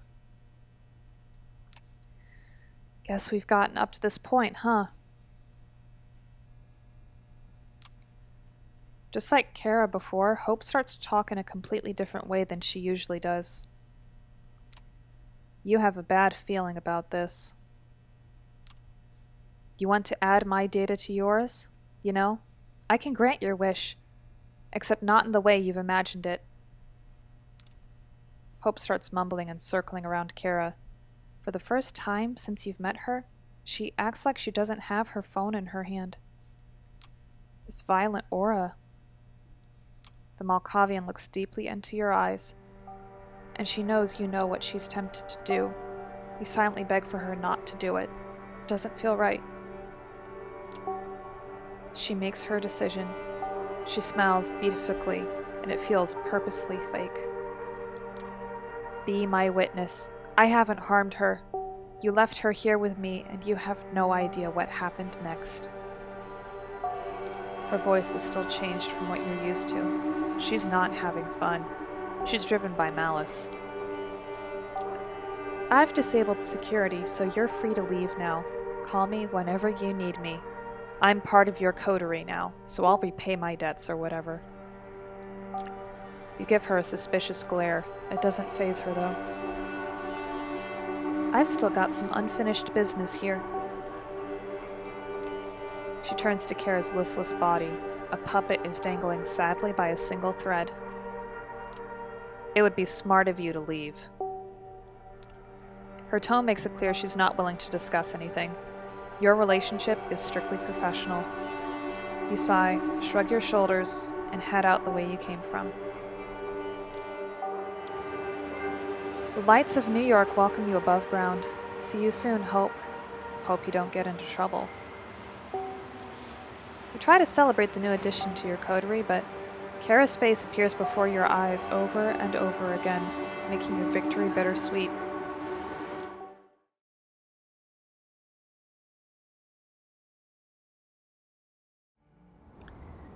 You make your way through the Grand Army Plaza, passing the Soldiers and Sailors Memorial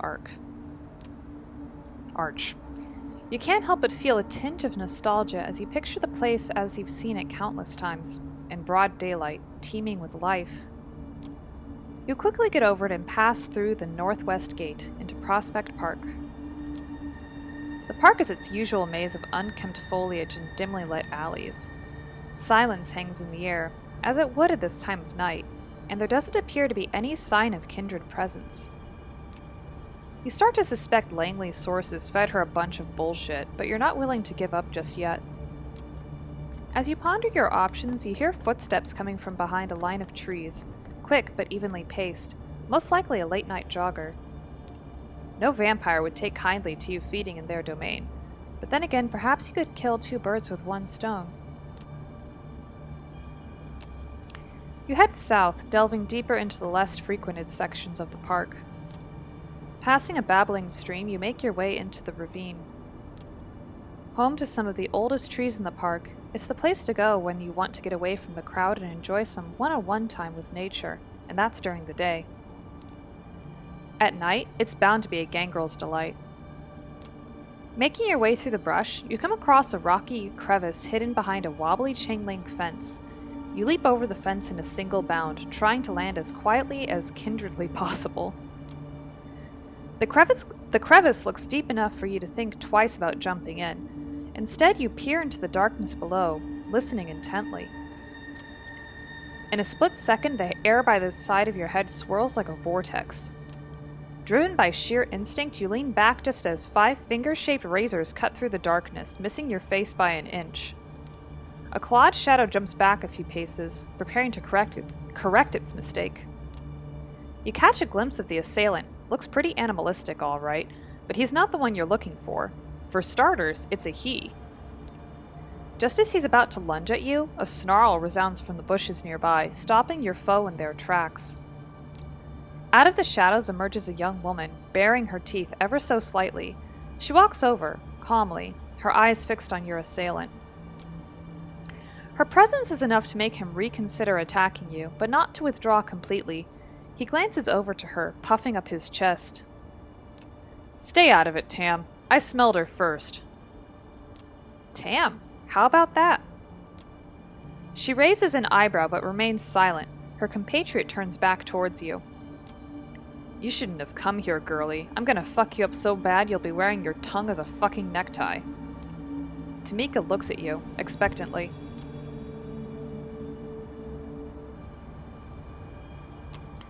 "Alright, boy, let's see if your bite is as bad as your bark."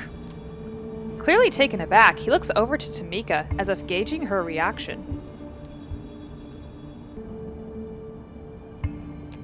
"What are you looking to her for? I thought you were the big bad wolf." A barely visible smile creeps up on Tamika's lips. The man's eyes narrow. Although you can't really see it, you could bet the hair on the back of his neck just stood up. "Shut your mouth, you stuck-up bitch. You should have run when you had the chance." A fierce growl echoes across the alley, stopping the savage in his tracks. Tamika walks over to her comrade, her fangs glistening in the dim lamplight. She puts her hand on the side of his head, caressing his hair and tugging at his ear, as if she were scolding a puppy. She leans over and speaks in a voice that's firm, yet oddly affectionate. "It's okay, Raoul. I'll handle it from here." The male gangrel looks at her with a mix of timidity and resentment. Then he turns back towards you. "You wanna waste time on this bitch, Tam? Be my guest." Having said his piece, Raoul retreats into the shadows, although if you were to guess, he's likely to stay within earshot. With her companion gone, Tamika turns to you once more. "What do you want?"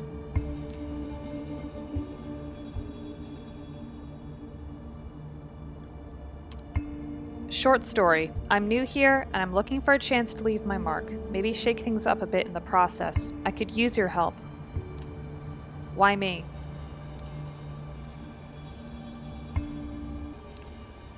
My sources claim you're capable. Are they wrong?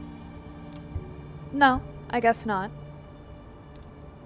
But if you're so well informed, you should know that I don't whore myself out for mercenary work.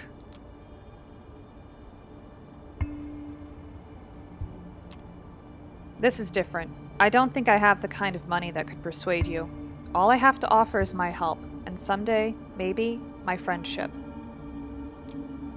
Do I strike you as someone who needs a friend?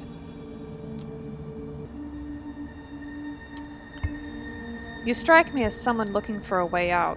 Out of this park, for starters. Is that why you're here? To break me out? Are you my ticket out of here?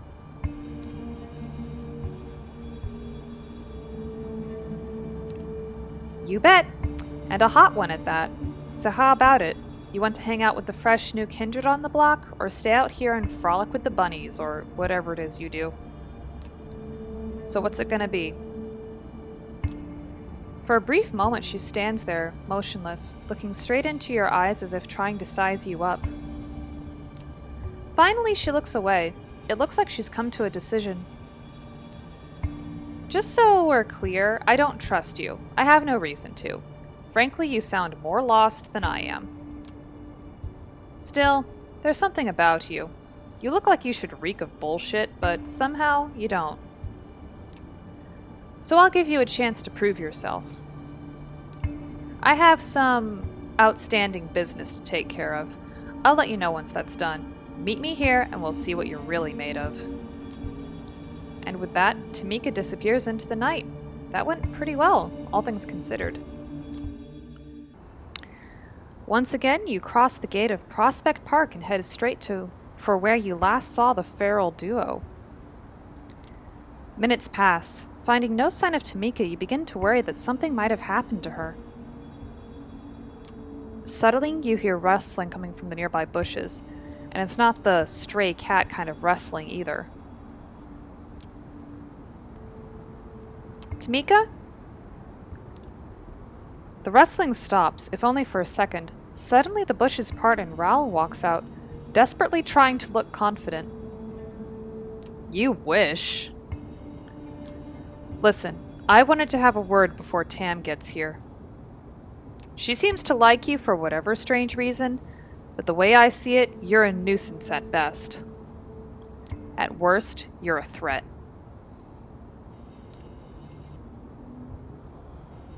Just give it some time. You'll warm up to me yet. That whole suave asshole routine might work on your dipshit cami friends, but I'm not impressed. Tamika is my sister, in every sense of the word that counts. Anything happens to her that I find even remotely your fault, I'm coming after you. Is that clear?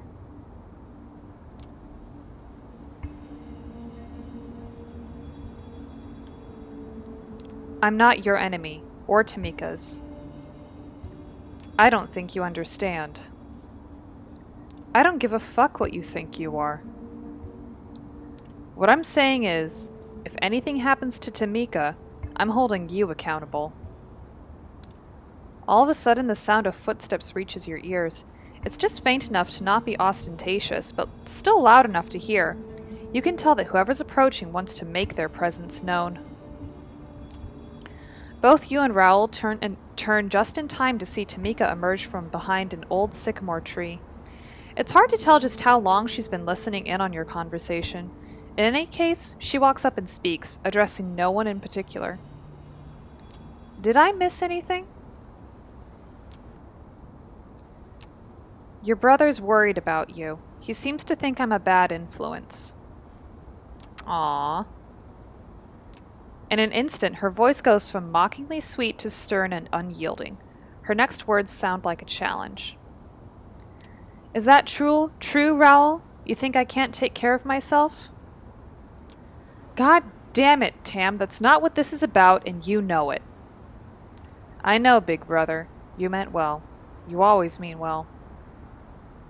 Ah, screw it. Why do I even bother? And with that, Raoul takes his leave. Tamika waits in silence, just long enough to make sure he can no longer hear her, and addresses you. I have a favor to ask. Sure, anything. She raises an eyebrow. Anything, huh? Careful, I might keep you to that.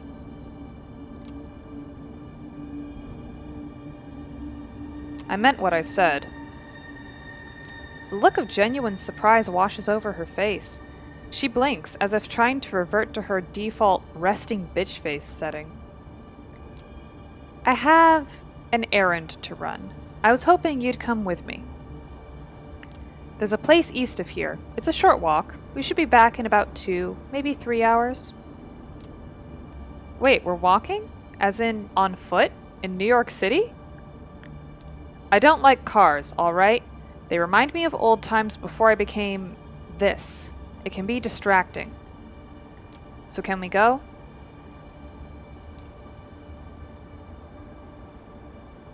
Sure. We can go now if you're ready. Well, alright. And so you head toward the parking lot, accompanied by Tamika and a lot of unanswered questions.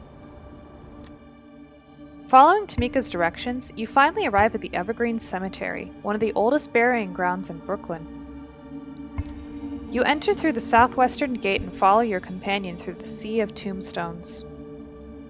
It's a nice enough place as far as graveyards go, much less homogenized than the usual flat field littered with identical markers. Tamika confidently presses on, swerving and weaving along the pre-programmed path. It's clear she's been here more than a few times. Finally, she makes a sharp left and takes a few more steps down a gravel walkway, coming to a sudden stop in front of a modest headstone. The inscription reads, Lucas Santiago, beloved sister and daughter, born 1991, taken from us too soon.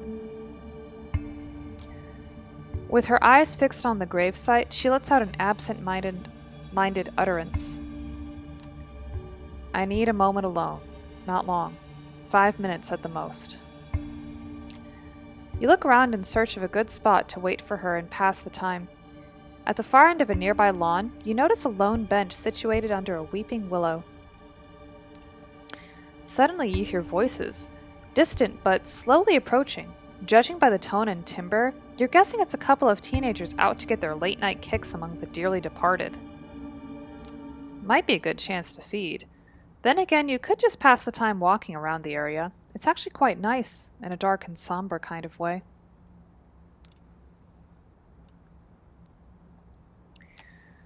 I guess I'll just take a walk. Don't take too long. She throws you a razor-sharp glare.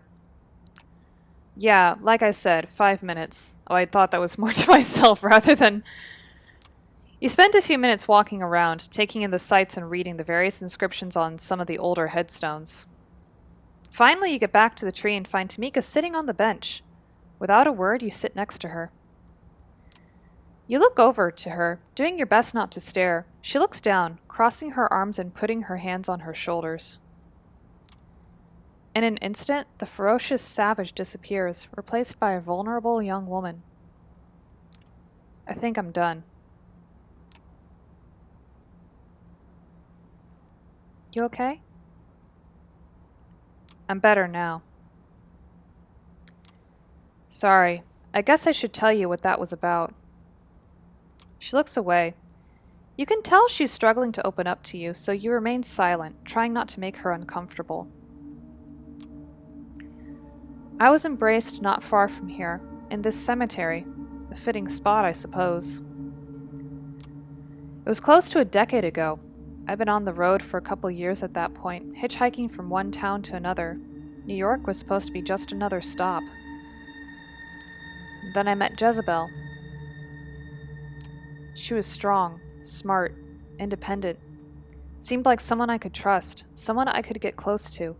She never made me feel inadequate or ashamed, and she could hold her own in a fistfight, too. Funny thing, though, she only wanted to meet during nighttime. I didn't think much of it.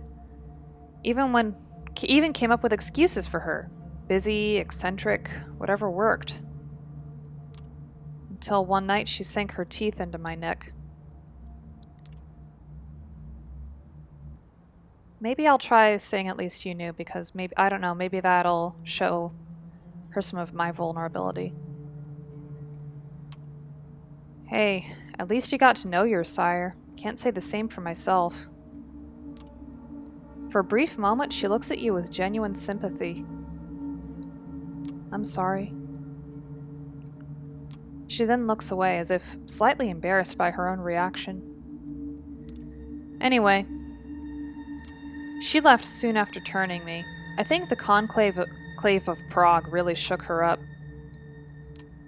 She left you alone? Wait, she left you all alone? Not exactly. There was Raoul and Luca. But we were all just pups. Sure, we were together, but still hopelessly lost. I'm not gonna lie. I felt betrayed, furious, terrified. Luca died a few years later. Operation Lights Out, they called it. It was a coordinated assault by the Second Inquisition, a genocide by any other name. Her family got together, bought up a plot, and buried an empty casket. I guess they wanted some closure. Can't fault them for that. Even though she's not really here, I'd like to come and visit from time to time. It reminds me of who I am. Keeps me in check. Keeps the beast at bay. Also, this being the place of my embrace. You have to appreciate that level of irony. She straightens up and looks at you as if something just occurred to her. Sorry, I don't know what came over me. One minute I'm all grunts and stares, the next I'm giving you my biography. I guess I'm just tired, being scared, alone. You don't have to be alone. I used to think so, but those were simpler times. At this point, I'm just looking for something to believe in, someone I could give a damn about. You got me, for whatever it's worth. She looks at you. Her mouth drops open, ever so slightly. You can tell she wasn't expecting that. Yeah, I do, don't I? You open your mouth, but before you can make a sound, Tamika motions at you to keep quiet. She lifts her head and sniffs the air. Her ears perk up and her eyes widen. Suddenly, she pushes you with all of her strength, sending you flying off the bench. Before you even hit the ground, an immense shape flies into view and smashes down into the bench, splintering it into pieces. With the blood surging through your veins, you pounce onto your feet. You look at the mass of fur and muscles that just nearly pulverized you. The creature rears its head and gives you a deranged stare. It then turns to Tamika. She seems utterly terrified, frozen in place, as if she literally just saw a ghost. You notice the creature shift its weight, as if preparing to pounce.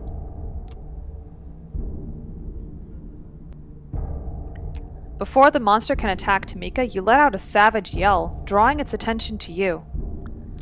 Before you know it, you're lying on your back, feeling as if someone just dropped a 16-ton weight on your chest. The smell of wet fur fills your nostrils. It takes a second for the pain to register, but when it does, oh boy. Your screams echo off the surrounding tombstones. It's unlikely they have awoken the dead, but a few might have stirred in their slumber. Suddenly, the beast, still crouched on top of you, lets out a pained roar. In a flash of consciousness, you see Tamika hunched atop the monster's shoulders, her claws plunged into its eye sockets. Floundering like a fish out of water, the monster finally manages to shake the feral Valkyrie off his back. The creature then turned towards you. For a second or two, it moves its mouth awkwardly, as if trying to remember how to form words. Stay out my ground! The creature runs off toward a nearby clearing, when all of a sudden a gunshot sends it tumbling onto the ground. A group of well-armed men in body armor emerge from the shadows in an orderly formation and move in closer around the creature.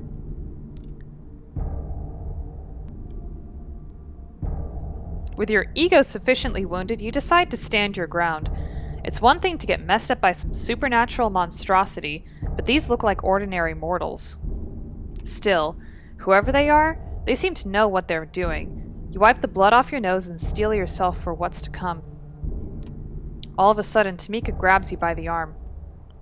No, there's too many of them. Come on. Deferring to her judgment, you promptly follow her behind a nearby bush. Luckily, the men don't appear to have spotted you. From the relative safety of the thick foliage, you watch in silence as the group of armed men subdue the creature using steel nets and cattle prods. In the corner of your eye, you catch Tamika looking away, as if she finds the whole spectacle somehow distasteful. She speaks under her breath, her voice shaking.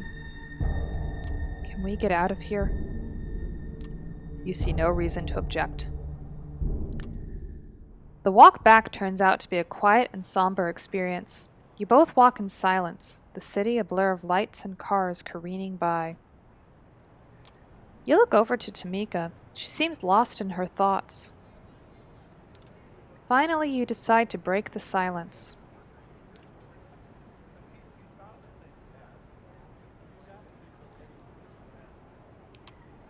"Are you gonna be alright?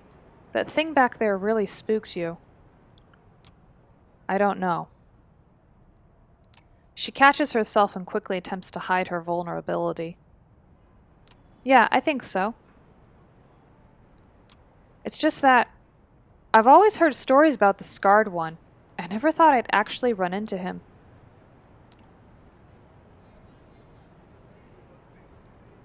"The Scarred One?" "That's the only name he's known by. He's a cautionary tale for young Gangrel. He's what happens when you let the beast take over. I always figured him to be more of a metaphor. Seeing him in real life, it's like if a Christian just happened to run into Judas Iscariot one day. Seeing him hunted down by the SI, I don't know what to think. I don't even know where to start thinking." Deciding to give her some space, you spend the rest of the walk in silence. Soon enough, the familiar tree line of Prospect Park comes into view. You stop by the entrance nearest to Tamika's haven. She keeps walking, without so much as a word or glance in your direction. She stops after several paces and turns back toward you. "I'm sorry. Thank you for coming with me, but now I have a lot of shit to figure out. Once I do, I'll let you know." And with that, she disappears among the trees. Seeing no point in sticking around, you decide to take your leave. As you open the blinds, you're able to spot a small, grayish bird flying off into the night. Looking down, you notice a small piece of paper on the windowsill. "Prospect, ASAP, Tam." Third time's the charm, you think to yourself as you once again cross the gate of Prospect Park and head for Tamika's haven. To your surprise, you find her out in the open, sitting on the lawn, surrounded by a host of woodland creatures, birds and squirrels mostly. The critters each patiently await their turn. As she flicks seeds at them, it looks almost whimsical in a twisted sort of way. "Hell of a week, huh? How are you holding up?" "Well enough, all things considered." She scatters the remaining seeds onto the grass and hops to her feet. "I've been doing some digging. The Inquisition has a safe house up in Manhattan. I think that's where they're keeping him. The Scarred One, I mean. I want to pay them a visit. Kill that thing and as many of those SI bastards as I can along the way."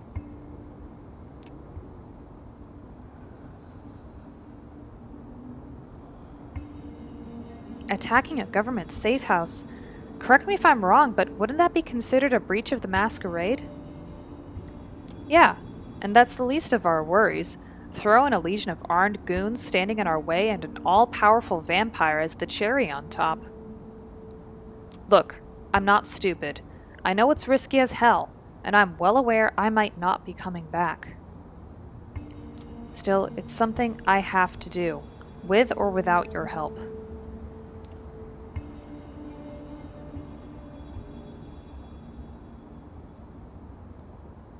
Just out of curiosity, does Raoul know about this master plan of yours? He does now. He emerges from the shadows a mere few feet away from you. Son of a gun, finally managed to sneak up on you.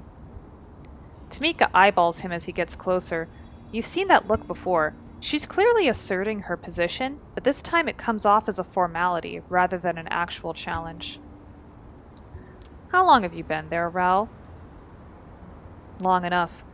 I'm still not buying that whole scarred one bull crap, but taking a bite out of the Inquisition's collective ass is just too good to pass up. I want in. You'd better believe it. I was there, saw it with my own eyes. I'm sure you saw something.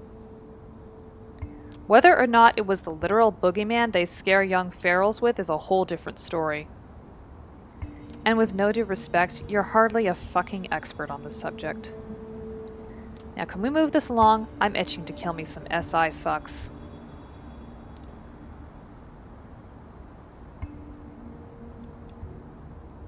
Tamika, you got an opinion? Guess I know who the alpha is around here. He should come with us. He's got the right to be there, to see the scarred one with his own eyes. Plus, my brother can be a pain in the ass, but he's one hell of a fighter. There you go. Tam's seal of approval. It's settled then. Let's go. Fucking finally. And with that, you leave the relative safety of Prospect Park, steeling yourself for things to come. As you get closer to your destination, you get the sneaking suspicion that Tamika's been pulling your leg. Following her lead, you take a turn from Broadway into Fort Tryon Park. It doesn't seem to make sense, you think to yourself. There's only one spot between here and the Hudson River. But it can't be. Can it? Sure enough, as the stone facade of the cloisters comes into view, Tamika motions at you to keep out of sight. How the hell is this well-known tourist trap a hideout for the Second Inquisition? Wait, isn't this place a tourist attraction? Only during the day. At night, it serves as a staging ground for the Inquisition. If my sources are to be trusted, and they usually are, they brought him here for what they call processing. Doubt they'll keep him here for long, though. If we want to get to him, it's now or never. As if on cue, a group of armed guards walks out of the museum, pushing a gurney with a large steel container on top of it. As they wheel it out into the open, a truck approaches. The operatives start preparing to load the crate onto the vehicle. You scan the area, trying to take a head count. Tamika beats you to it. I count at least 7, probably more inside. We should do this quietly and take them out one by one. Raoul frowns. I say we go in guns blazing, figuratively speaking. If there are more than inside, let them come. The more the merrier. No. Nope. And I'm not going to talk to them, as my skills aren't that good. Tamika's right. We should get in quietly. Take them out one by one. Tamika nods in silence. Ugh, fine. Let's do this already, before you two bore me to final death. You split up, aiming to cover as much ground as possible. Sticking to the shadows, you advance, keeping track of one another's progress. You hardly even notice as Tamika takes out the first guard, not a peep out of him. Trying to keep up, Raoul kills the one to your left. He's sloppy, taking his sweet-ass time bleeding the guy out. With his dying breath, the man lets out a yelp, drawing the attention of one of his comrades. With the guard fast approaching, you ponder your options. As the guard walks by, you leap out of the shadows and put him in a crushing headlock. Opting for a non-lethal approach, you quickly choke the guy out. Just as you're about to move on, Raoul jumps in and plunges his claws into the man's chest. He then turns towards you and mutters a silent reprimand. No witnesses. 3 down, 4 to go. You keep a steady pace, moving across the courtyard, picking off the guards one by one. Tamika does her part. 3 to go. Raoul gets messy again. At least this time, he's quiet. With only 2 of them left, you pick one for yourself and gesture at another of your fellow ferals to take care of the other. Tamika's quieter, but Raoul's closer. Which one will you choose?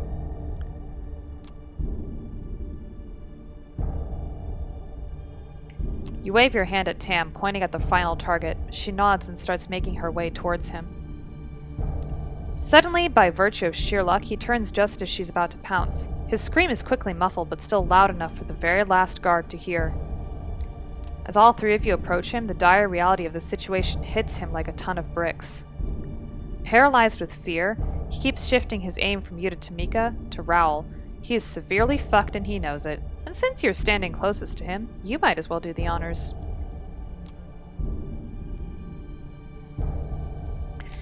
You walk over to the quivering mess that mere minutes ago thought himself the toughest of the tough. Before he can react, you slap the gun out of his hands, lean in, and smile. Hi. Half a second later, your fangs are already halfway to his windpipe. The blood tastes sour, with a hint of cowardice and regret. Could have gone out with a bang, chose to go out with a gurgle. Oh well. With the SI operatives taken care of, you turn your attention to the container sitting in the middle of the courtyard. Using your combined strength, you make quick work of the steel door. As you walk in, the moonlight from behind you illuminates a twisted figure huddled on the floor. It's hard to believe that the thing lying before you, beaten and tortured within an inch of its unlife, is the same creature you fought back at the cemetery. What the fuck is that thing?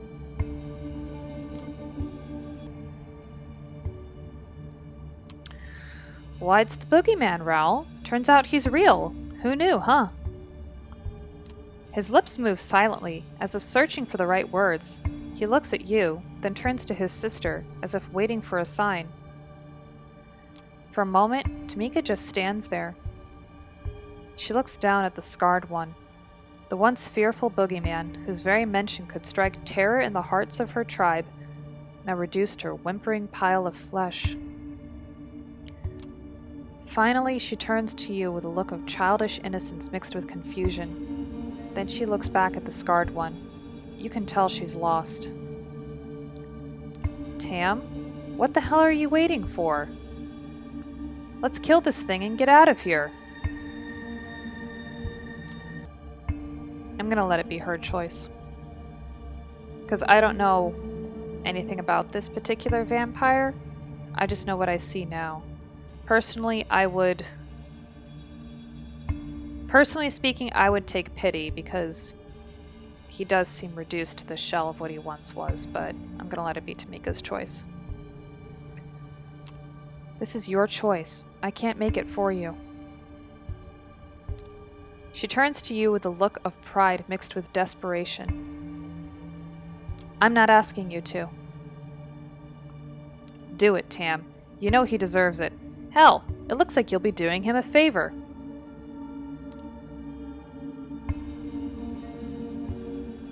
Made his choice a long time ago. You don't have to.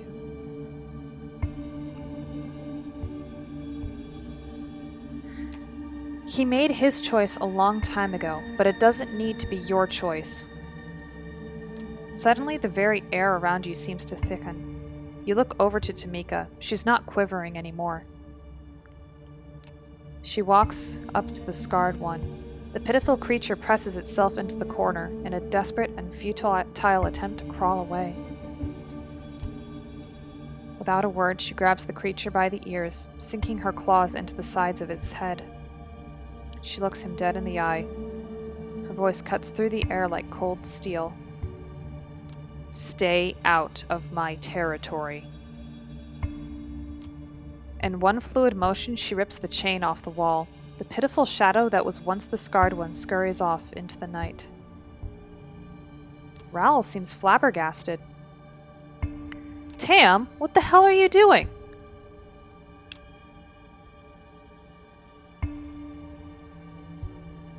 Taking control. Standing outside the steel container, the three of you take a moment to gather your thoughts. You look at one another, at the blood staining your hands, clothes, and faces. In the pale moonlight, it appears black and shiny, like a fresh ink stain on a fresh sheet of paper. Without another word, you head back toward the city lights. The journey back takes longer than it did in the other direction. With bits and pieces of the Second Inquisition still stuck to your clothes, you decide to play it safe by sticking to back alleys and cutting through the dark corners of the city. Tamika stays several steps ahead. Both you and Raoul are quite content to follow her lead. You can tell that these last few nights have taken a toll on her, but not necessarily in a bad way. She seems stronger, somehow, confident, more in tune with herself. Soon, the awkward silence proves unbearable enough that you're willing to risk making small talk with Raoul.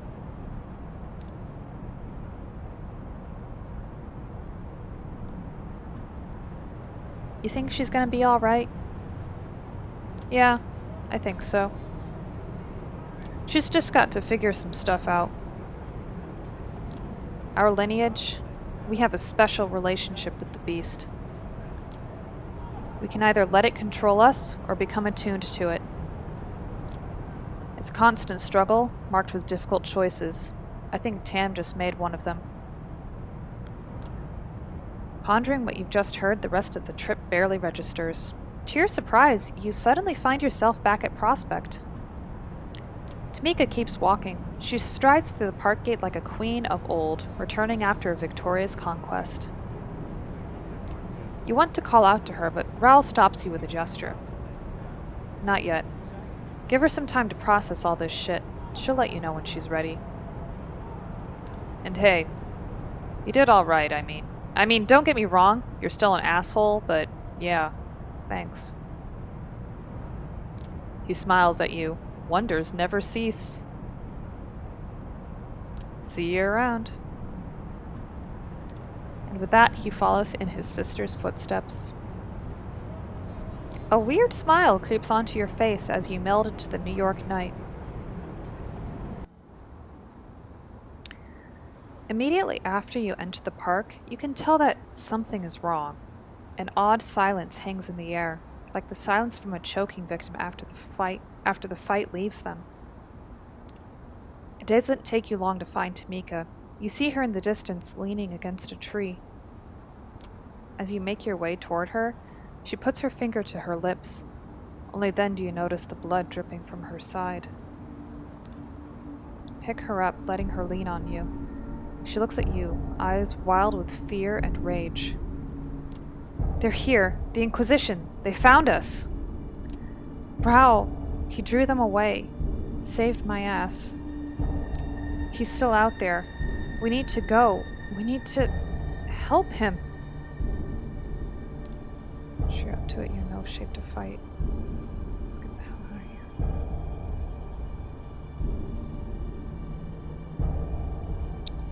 You're bleeding out. You're in no shape to mount a rescue. Screw you!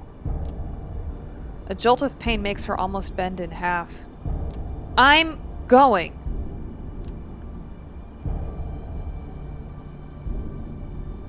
I can't stop her. She's determined. Alright, but stay behind me. Don't take any chances. She looks up at you, gnashing her teeth in pain. Yeah. Through sheer force of will, she manages to straighten herself up. Let's fucking do this. You head deeper into the park. Soon you stumble upon a set of innocuous barriers, service vehicles, black and yellow caution tape, men in work suits that keep the civilians out of a certain area. It's not at all difficult for a creature of the night to avoid these. You'd almost think that their presence here is accidental, but once you spot black vans deeper in, you get a foreboding feeling. Tamika grabs your shoulder and squeezes, hard.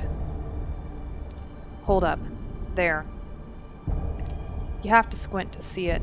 2 SI scouts have taken tactical positions between the trees. There's no way in hell you'd have noticed them or hid in time if Tamika hadn't alerted you.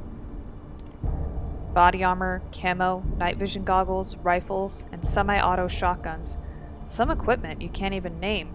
These guys mean business. There's no time.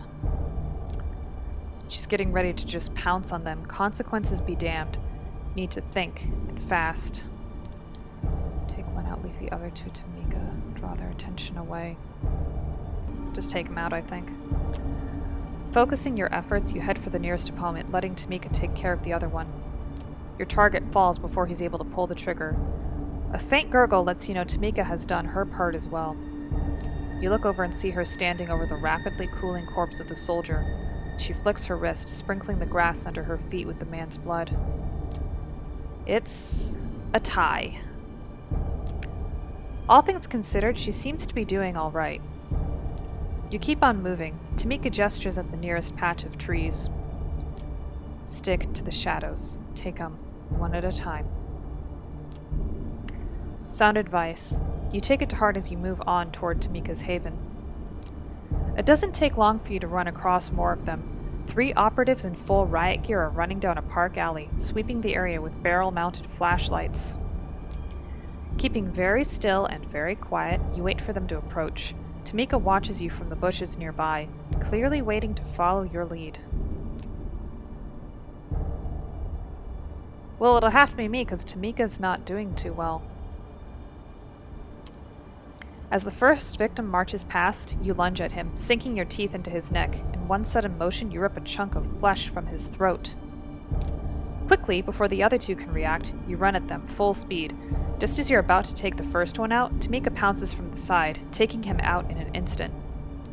As soon as she lands, she springs back toward the other one. A single slash of her claws is all it takes. The man's body falls to the ground. After a second or 2, his head follows. You raise an eyebrow at Tamika. She hits back with a roguish grin. 2 to 1. No time to savor your victory. A savage yell rings out from across the tree line. You know that voice. Growl! Tamika throws herself toward where it came from. It's almost unbelievable how fast she moves, considering the state she's in. You're barely able to keep up. Mere seconds later, you find yourselves under the cover of a rose bush, giving you a clear view of a nearby clearing. Off in the distance, you spot a group of gunmen converging. Slowly but surely, the circle of hunters closes in on a lone figure struggling on the ground. The figure lets out a pained roar. Looking closely, you realize it's Raoul. Caught in the same steel net you saw used against the scarred one, he struggles frantically, trying to break free. With each passing seconds, step by step, the operatives close in around him. Driven by instinct, Tamika jerks forward to save her brother. She stops herself at the last minute, as if reminded of your presence. Okay, how do we do this? Suicide. Oh, fast and fierce, I think. We go in fast and fierce, no messing around. Take him out as quickly as you can. She nods in approval. Sounds good.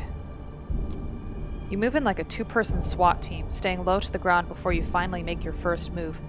The first 2 hunters meet their death. Unfortunately, it's enough for the others to notice your presence, so much for the element of surprise. As 2 men turn toward you with their fingers already on the trigger, another 2 approach you, stabbing at the air with their cattle prods.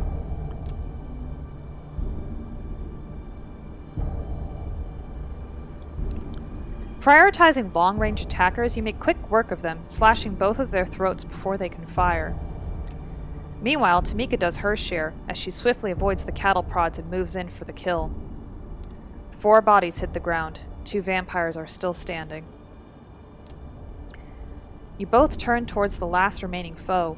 Driven by sheer desperation, the sole surviving soldier stands over Raoul and aims his semi-automatic shotgun at his head. Oh no! Tamika growls. You gesture at her to stand down. There's no room for mistakes here.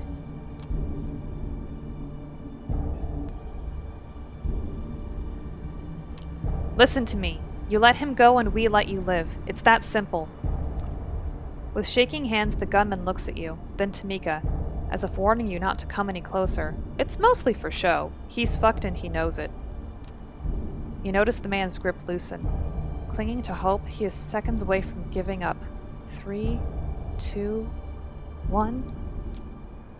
Suddenly, Raoul springs up, grabbing the man's gun. As they struggle, you and Tamika lunge towards the gunman. A shot rings out. Raoul's body collapses under the weight of the steel net. His head, a gaping hole. The operative looks at you, startled and confused. His eyes widen, seeing Tamika fly towards him, death incarnate. The man's screams echo across the park. She doesn't stop. Not when his intestines are spread on the grass. Not when his eyes turn to bloody holes. Not when his face turns to mush. Only when the screaming stops. Only when it is certain he has met his cruel end. Only then does she stop. You watch, in silence, as she walks over to what's left of her brother. Falling to her knees, Tamika lets out a yell unlike any you've ever heard. It's as if she's been possessed by some wailing spirit, a banshee screaming out into the sky. Her scream echoes across the clearing until, finally, it all goes quiet. With tears streaming down her face, she looks up at you. It's my fault. I put us in their sights. If it wasn't for me, he'd still... Clenching her fist, she pounds the ground in frustration. Fuck!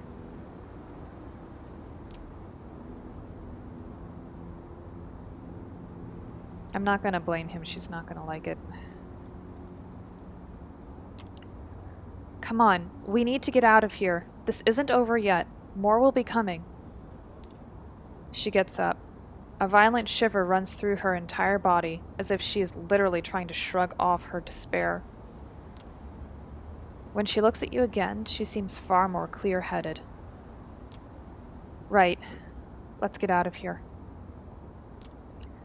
Hastily yet carefully, you make your way out of the park. You don't stop until you reach a nearby alleyway.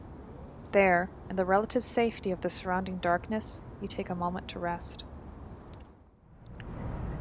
Leaning against the wall, Tamika presses her hand onto her wound. Fighting off the pain, she looks up at you. Let's split up. Less attention. Hunters, spotters, on the rooftops.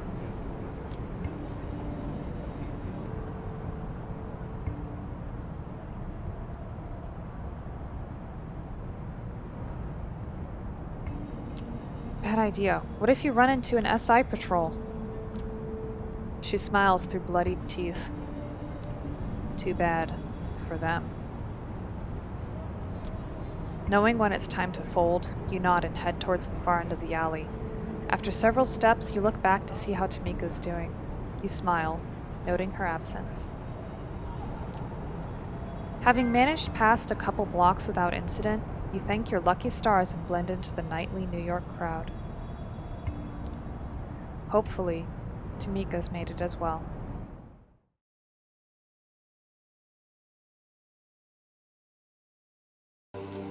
What the?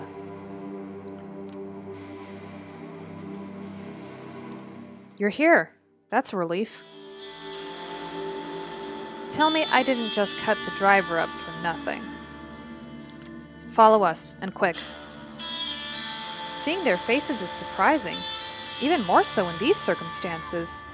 However, you realize the immediate danger and follow your companions out of the car and down a street in North Bronx. The van has crashed into another car. A familiar face, that of Kaiser's ghoul, Jackie, stumbles out of the wrecked sedan and slinks away into the darkness before you can call after him. The three of you jog away toward the line of trees and take shelter under some branches, just as you hear a chopper approaching. Its searchlight illuminates the wrecked van and moves toward you. Get on the ground! Agathon takes something out of his pocket. You hear a soft breaking sound, and then he just disappears from sight. You look to Tamika and almost do a double take when you see her submerged up to her neck in the soil. She then disappears entirely underground. You're left alone with just seconds to make your move before the spotlight finds you. Seeing no better option, you duck behind the nearest tree. Its trunk isn't very thick, but maybe it'll be enough to conceal you from the searchlight. The illumination passes only inches away from you, but it's just a pattern of light on the ground. The trees block a good portion of it. It doesn't dwell on you. It doesn't seem like they've spotted you or any of your companions. The helicopter flies on, its searchlight frantically moving through the vicinity as your companions once again appear in your proximity. We have an opening. Let's go before the SI decides they want to do another sweep.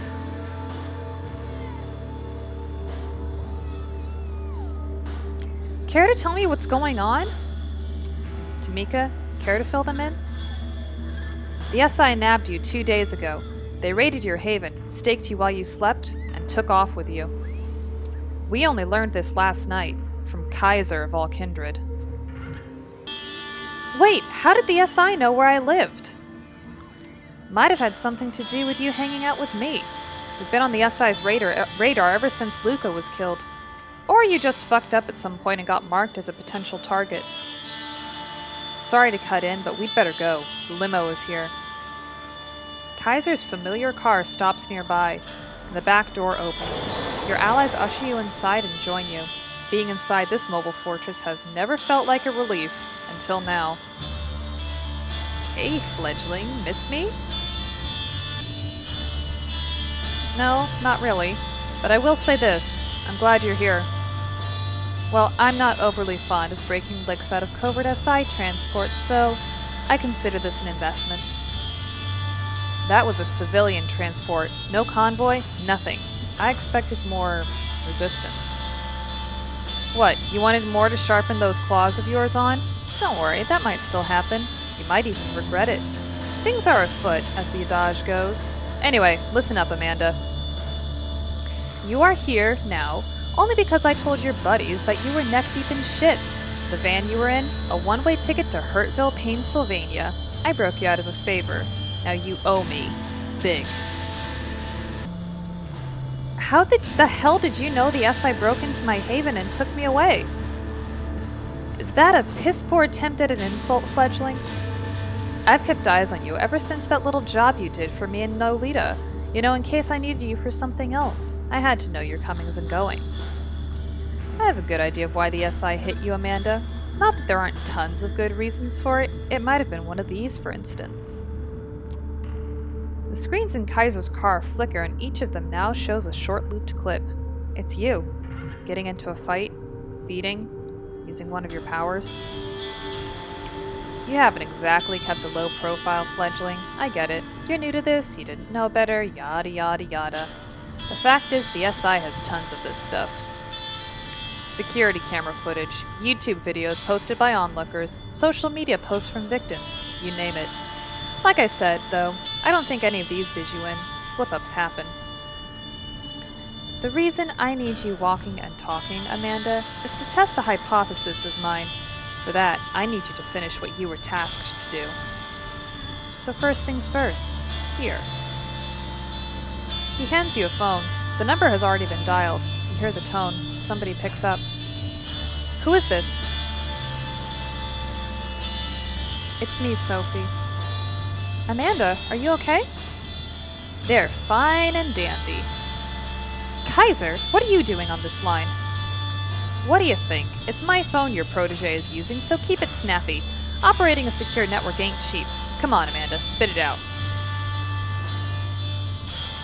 Agathon and Tamika saved me from the Second Inquisition, Sophie. I only got out because of them. Your companions look at one another knowingly. SI? That's what I feared. Listen, the plan? We need to do it. Tonight. But if the Inquisition is involved and you broke out, they'll be looking for you, so we can't meet in public. I have a place in mind, but... Kaiser, are you still listening? Would I tell you if I wasn't? Amanda, call this number from... where you visited before we last we spoke. I'll come pick you up. She hangs up. And that's that. Well, Amanda, care to elaborate? Yes, I feel like I missed the part where you were involved in some conspiracy. Huh. Them, us, Agathon here, and every other kindred in this goddamn city and everywhere else as far as I know. We'll talk more after our mutual acquaintance continues with their night. If my intel is worth a damn, your next stop, Amanda, is right about here. The car comes to a stop and the door opens. Outside, you see the street leading to the Solids and Stripes, Torque's Pool Pub. Well, you need me to kick you out?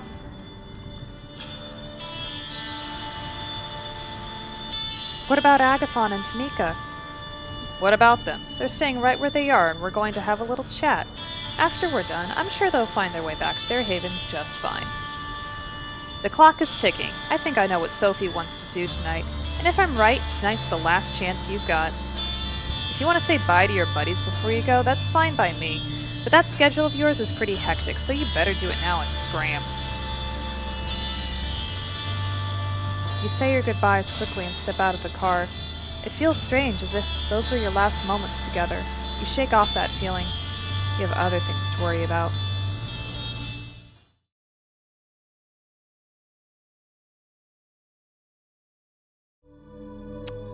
That was a close call. Fuck you, Benoit.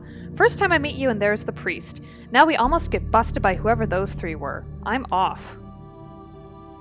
Before Benoit has the time to answer, you start walking down the street. Whatever the real truth behind vampire and faith may be, they clearly bring too much trouble with them.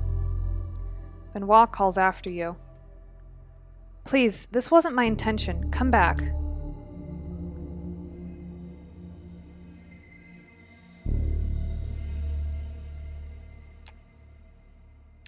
You're pretty sure Benoit is sincere in not wanting you to get killed. He just wants someone to talk to. Oh, maybe just someone to listen to him. You let him catch up with you. For a second, Benoit looks at you as if he was wondering whether he should say something.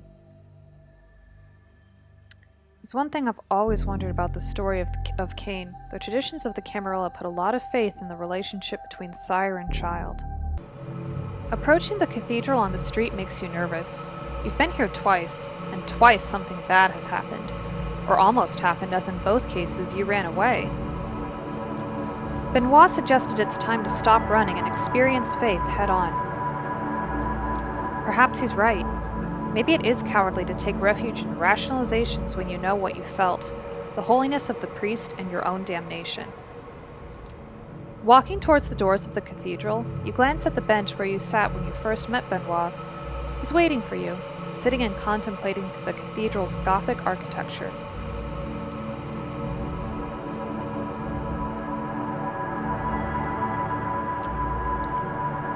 I wasn't certain I even wanted to talk to you after last time.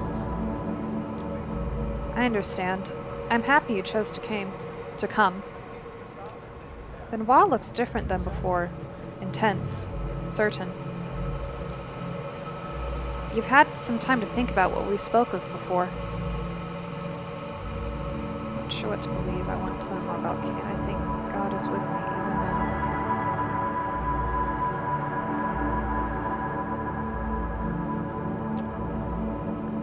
I always come back to the same conclusion. No matter what has happened to me, God must be with me still, like he's with everyone. You should beware of hubris. It's the flip side of piety. Let's go see Father Anthony. It's best not to talk in the cathedral, so I arranged for us to see him at his home. I have a car nearby. This better be on the level, Benoit. We're beyond that kind of tough talk, don't you think? You follow Benoit as he walks down the street until you come to his car, a surprisingly pedestrian family sedan. The essence of the Masquerade is inconspicuousness. Nobody expects a vampire to drive a car like this. Well, I guess that's Agathon's logic too. Benoit drives north towards Queens. During these moments, you feel most anonymous, just another speck of dust in a vast machine where every action influences the whole in tiny ways. The one thing you've learned about the kindred is that they are not lacking in self-regard. The prince of a Camarilla city is said to rule the domain, yet how much do they really affect mortal affairs? If you ask a vampire, they'll say a lot. Perhaps that's what made Benoit turn inward, the futility of finding meaning in a secret, predatory existence. Benoit stops in front of a red brick row house, a little rundown, but probably not cheap. Benoit notes your interest.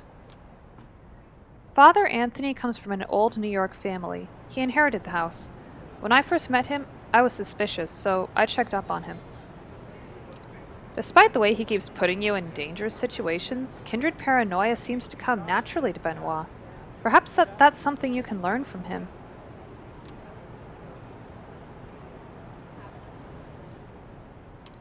He knows we're vampires, right? Yes, he knows. He doesn't know everything I've told you about Cain and the First City and so on, but he knows we're no longer human. You follow Benoit to the stairs, looking around for any signs of an ambush. As you get to the door, the first signs of trepidation hit you. The discomfort, the pain that'll follow once you're inside. It feels like a physical thing, a burning sensation under your skin, in your blood. You look to see how Benoit is taking it. He's smiling, eyes closed for a second before knocking on the door. Almost as if he's enjoying the sensation. The door opens and you see Father Anthony's kindly face. Your body feels as if it's in a vice. You haven't really been bothered by hot or cold since you were embraced, but now it feels like the surface of your skin is overwhelmed with sensation. The fear and terror are paralyzing. Yes. You barely hear Benoit's whisper. Come in, you two. I might not know much, but I know enough not to do this on the porch. You force yourself to follow Father Anthony into the apartment, despite the splitting headache and rising panic. It's hard to take in your surroundings. Everything seems so vibrant, seeking to engulf you. Framed portraits on a mantelpiece, a cross on the wall, a living room with lots of books, many of them old. I'm not sure I can offer you anything. You don't drink tea, I suppose? No, we don't. Through salvation for our kind will be fine. Why do I feel pain?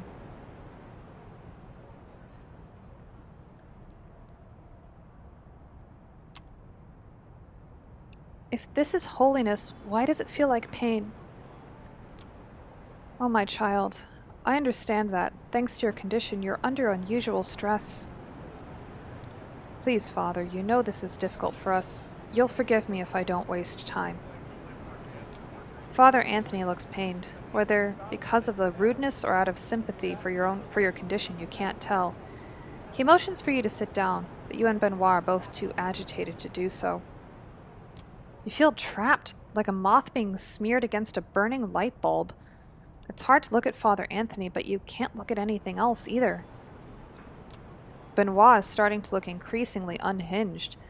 His eyes look as if he's seeing into some divine beyond just outside the grasp of your senses. Now's the time, my friend. You have to decide if you're ready for salvation. Prove your faith by embracing the Father and let his radiance envelop you. What the fuck? Oh, fuck you, Benoit. I'm not going to turn him into a vampire. No, I'm not turning him into a vampire. A, that is a masquerade breach. I'm not allowed to do that. B, fuck you, Benoit, for lying. And C, fuck you, Benoit. This was a mistake. I have to go. Something hits you in the face and you fall to your knees. If you were human, you'd be bleeding all over your clothes. Now you just feel pieces of your teeth inside your mouth. Benoit stands over you with a heavy candlestick. It's too late to back down now. God's grace is with us. Oh! Go eat a dick. Startled, Father Anthony takes a step back. Benoit, what are you doing? Father, it's time to be redeemed. For both of us. Benoit falls to his knees next to you, lifting his face in full embrace of the holy agony. This is not right, Benoit. Everyone has a chance for salvation. I understand there's something in God's presence that burns you, but you can work through it. Please, Benoit, there are many paths to salvation and we'll find yours. I won't hurt you and your friend. Benoit moans in pain, stricken with grief and disbelief at Father Anthony's refusal. Please, Father, they don't even believe. Not truly. Father Anthony looks at you and seems to waver. Even his belief in salvation has limits. Oh, well, I guess. I believe, Father. I just need to find the way. Your response makes Father Anthony steel his resolve. He is a man of grace, and he believes salvation extends to everyone, even vampires. Benoit, your weakness blinds you. Sometimes a martyr succumbs to a special kind of vanity, where they imagine their pain is holiness. Yet our goal must always be to help our fellow man find the right path. Benoit is still kneeling. He looks at Father Anthony in confusion and surprise. Please, Father, forgive me. I don't know. Shush, Benoit. We have time to talk. Meanwhile, I think it's better for your friend to leave. I can't claim to understand the effect I seem to have on your kind, but I'm not convinced it's all salutary. Father Anthony looks at you kindly. Go. I hope we can talk again someday. There is hope for everyone, even you. You're weeping, tears of blood staining your cheeks. Staggering and stumbling, you retreat to the door, the distance between you and the father already making it hurt less. You hear Benoit's whispered confessions behind you as you escape to the night. You're safe, but the implications of your experience are troubling. What does this mean? Whether practical or spiritual, it feels like you have to think about this for a long time.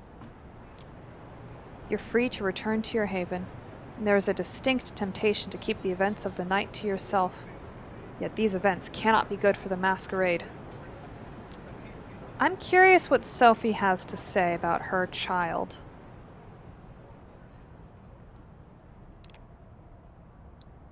You make your way to Sophie's apartment, seeking comfort in the anonymity of the crowds on the New York sidewalks. Some are coming from a late shift at work. Others are going out. You nod to the doorman and slip into Sophie's building. Go up and knock on her door. Sophie opens the door in the middle of a phone call. She motions you to come in as she mumbles assent to the phone. She could be talking about earth-shattering secrets or an acquisition from an art gallery. Following Sophie's cue, you sit down in the living room. A few moments later, Sophie ends her call and sits down opposite you, regarding you with her usual mix of paternalism and disdain. You appear shaken up. That's not a good look to cultivate in the world of the kindred. I have to tell you something about Benoit, your child. Benoit. I haven't heard from him in a while. Where did you dig him up? I think he can be saved. I mean, as much of a dickhead as he is, he did listen when it mattered. Benoit is talking to mortals about us. You should talk to him before this escalates. Sophie fidgets as if she wanted to escape a tedious responsibility. Fine.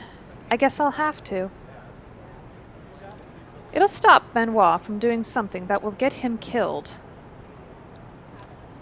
You leave Sophie's apartment, wondering how things will play out between sire and child. Benoit seemed to yearn for something from Sophie, but you're pretty sure he'll never get it, no matter what he does.